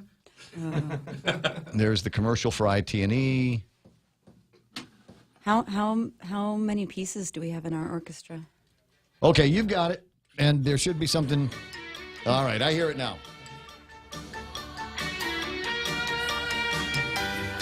It's like no. There's a fire within my. Are we going? We doing? Just one look and I can hear a bell ring. One more look and I forget everything. Oh, Mamma Mia, here I go again. My, how can I resist ya? Mamma Mia, does it show again? My, just how much I missed ya. Yes, I've been broken hearted, blue since the day we parted. Why did I ever let you go? Mamma Mia, now I really know why I should not have let you go.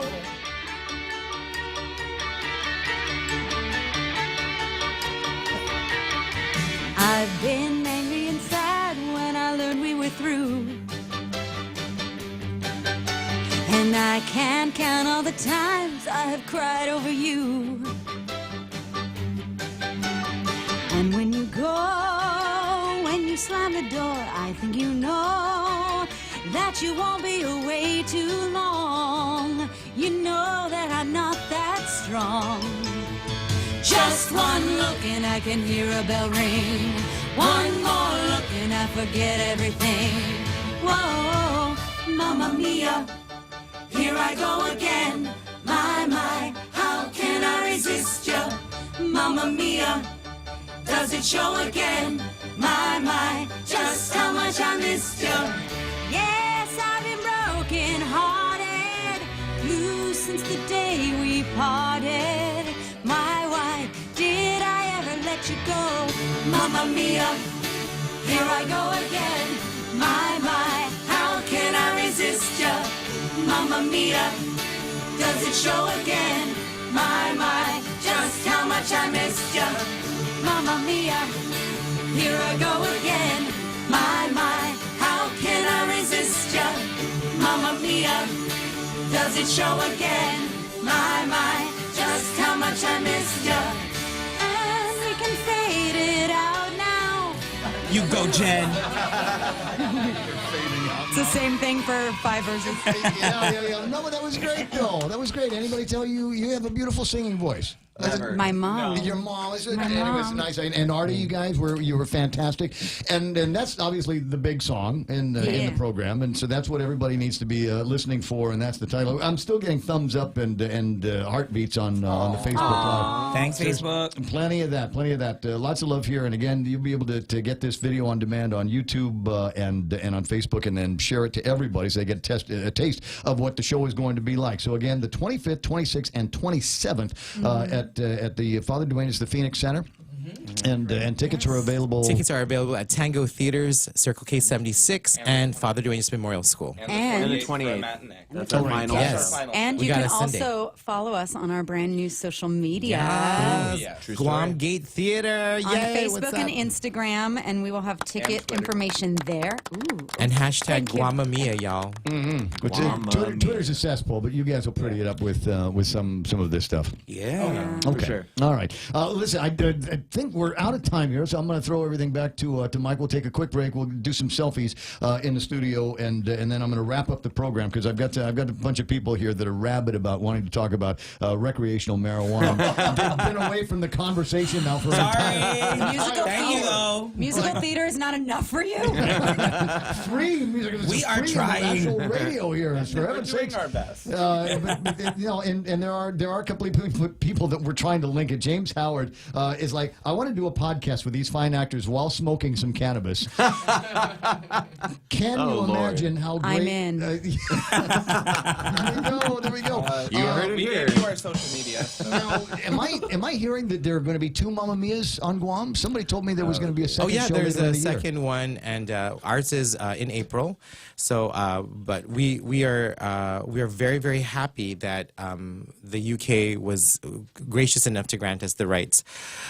We've been waiting for it for 10 years. Right. Yeah, Ray and Ann, Ray Twenner, Ann Gorby from Gate Theater, they're my coworkers, and they because it's not like you can just have a play. I mean, you've actually got to secure rights and permissions. And Ann Gorby and Ray Twenner are so determined. So when they asked for the rights 10 years ago, it was really phenomenal for them to continue asking every single year, and they've developed a relationship with the people in the UK. But what do we need now? I mean, what haven't haven't we gotten already? I mean, have we done the Cats? I know that you did the Saigon. Yeah, we did Saigon. Yeah. I did Saigon a couple years ago, and so I've got a whole bunch of stuff in line, and we're looking for the rights. Any Top hints? Secret. Any hints are top secret. Right now. Can we do a Grease again? If you're in it. Whatever. There we go. Yeah. I see him as a Kaneki. I think he'd make a mean Kaneki. I see him no as a beards in Sandra Grease, Dee. guys. There are no beards in Grease. We'd have to shave. We'd have to. I'm not sure that I'd You're be one down of those for high that. schoolers that developed early. but the leathers, I like to wear my leathers if you know what I mean. But I don't know. But that's one of those. I mean, that's one of those shows everybody knows all the words to. I mean, there's hands down, everybody knows Grease. Absolutely. This is true. Unless they lived under It's a a rock. ticket seller. Right. for And sure. the only thing about Greece is that it's been done like maybe 20 billion times on Guam. But people go every time, though, right? Not all really? the time. Yeah, not all the time. Do But you remember in, I want to say it was 97, 98, they had the anniversary of Grease, and they put it back into theaters. I went with friends. Did you? Oh, yes. I grew up in San Francisco, and we all dressed up in poodle skirts, and we went to the theater like it was the Rocky Horror Picture Show. Exactly, and you just ladies. sing back at the screen. What a see, and that for me is that's how you know that you've fallen in love with a musical. Oh, yeah. When it you put touches on a you, poodle yeah, skirt. When you if you're a guy, and so you put on and you go in and you interact with these things on screen. I mean, how many other theatrical opportunities are there like that? I mean, it's I like Saving Private Ryan, but there's no they got the one song in there at the end before everybody dies. And So you got got Rocky Horror, but then they started doing like Sound of Music sing-alongs where you go see the Sound of Music and everyone sings along. my favorite sing-along is Frozen. Or like That's such a also hopeless in the movie. 90s when I went to see Evita in the Castro in San Francisco, it was not publicized as a sing-along, but every gay in there was like singing along with Madonna. Yeah. Whole Castro Street. We had the same thing when they played it here. When they did Evita here in the theaters, that was a big deal. It was, they say that was a. I wasn't standing up on my It was chair, end. really. It was Singing. early 2000s? Yeah, Late 96. Yeah, it was in the 90s. There was a lot of flair. That's a good show. Much flair. That's how I'll describe it. There's a lot of flair going Ernest, on. that's at a the really good show. We should I do think you that. touched on something though, and I think Ernest was talking about it too. Is now we're having all these opportunities to do stage productions. We have all of these extra people coming out and being like, we want to do this. Like they just did 21 Chump Street this weekend. They did Tumambe Music Festival a couple weeks ago, and I think it's a really great opportunity for younger kids. And I kind of wanted to talk about that. Is these gate kids? They're so much fun and they have so much energy. And you have all these adults come in at 6:30, and we're all dragging from the day. And then to pull from that energy from people from ND and Academy and CL Tide, to know the younger kids too. They're just standing there and they're dancing, but just that energy that we're getting. Right. And I can only imagine when I was 11 and I had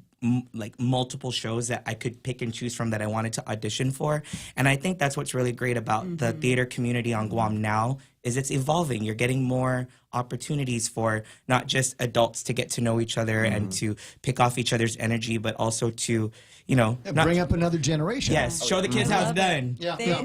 They remind me so much of me and my friends when we were the same age, just theater nerding out before rehearsal, theater nerding out after rehearsal, and I was While like, you're oh, driving, while you're theater nerd. driving. I mean, I still But- do that. Who are we kidding? So, and there's I've been in a couple of performances, one way or the other, back in olden golden days, and I remember the feeling that I had at the last show, curtain down at the last show, going, "Wow, this is it." That's a tough moment, isn't it? Yeah, it is. Super emotional. It's every opening night is a birth, and every closing night is like a death for our groups.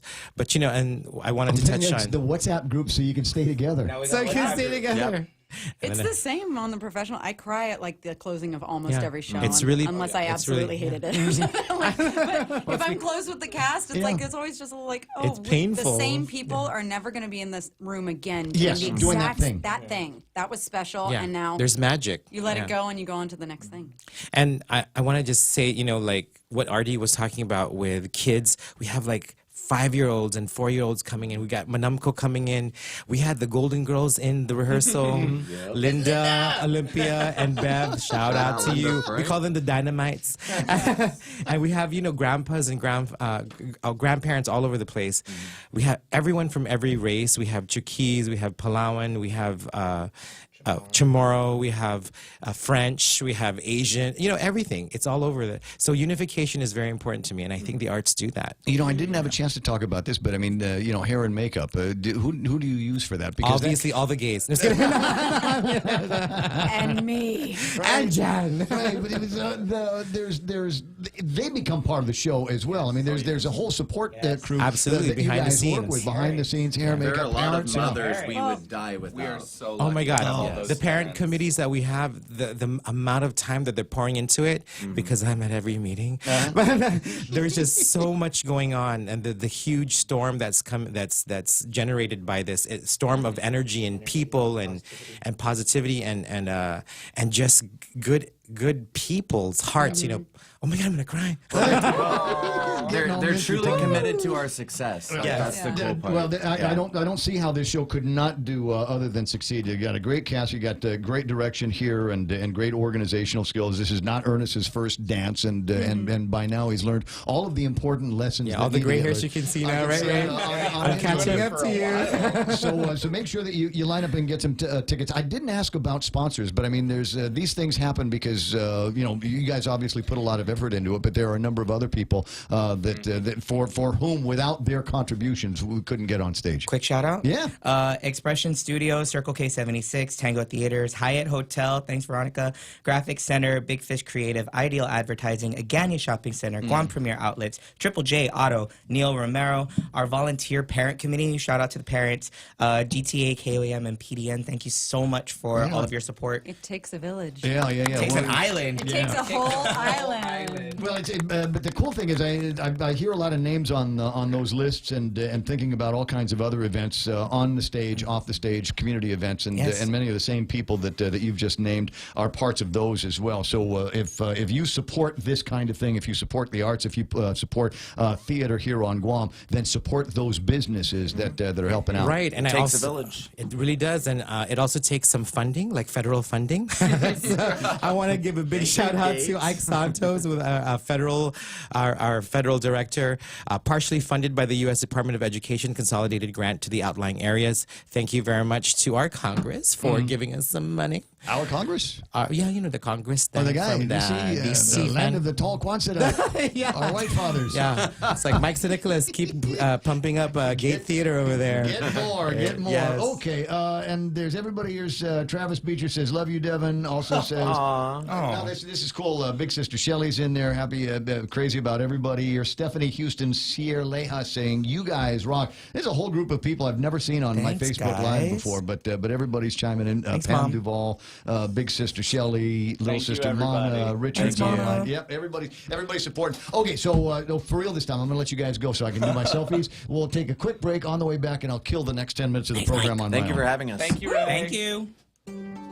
At Guam Regional Medical City, it is our mission to become the island's premier choice for specialty care, like cardiology, pulmonology, neurosciences, orthopedics, oncology services, and more. We aim to protect our island from heart attacks, strokes, cancer, and diabetic complications. But should you suffer from such diseases, we're ready with world-class options, both inpatient and outpatient. For more information, visit us at grmc.gu. Lent-friendly burgers at Chili's. Indulge in a selection of our famous burgers with the black bean patty. Black bean patties combine beans with onions, parsley, bell peppers, and cilantro. Served with dill pickles and fries. More Lenten entrees include the spicy shrimp tacos, Cajun pasta with shrimp, or grilled ancho salmon. Best of all, each entree is just $15 and comes with a refreshing Coca-Cola, iced tea, or Heineken on draft. Our fresh house salad with an entree for just $15. Chili's 3 for Me Lent menu. Available for a limited time. Chili's, more life happens here. It's important to have claims process that works for you.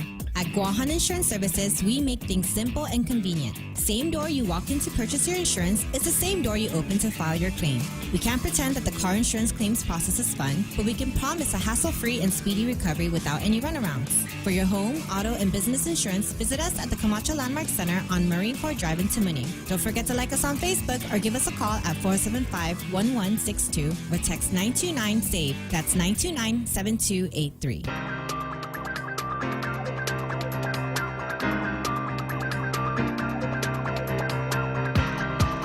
Best job ever. Best job ever. I tell you what, get the selfies with the team. We'll put that up live on the deal. Thanks everybody for chiming in on the Facebook Live.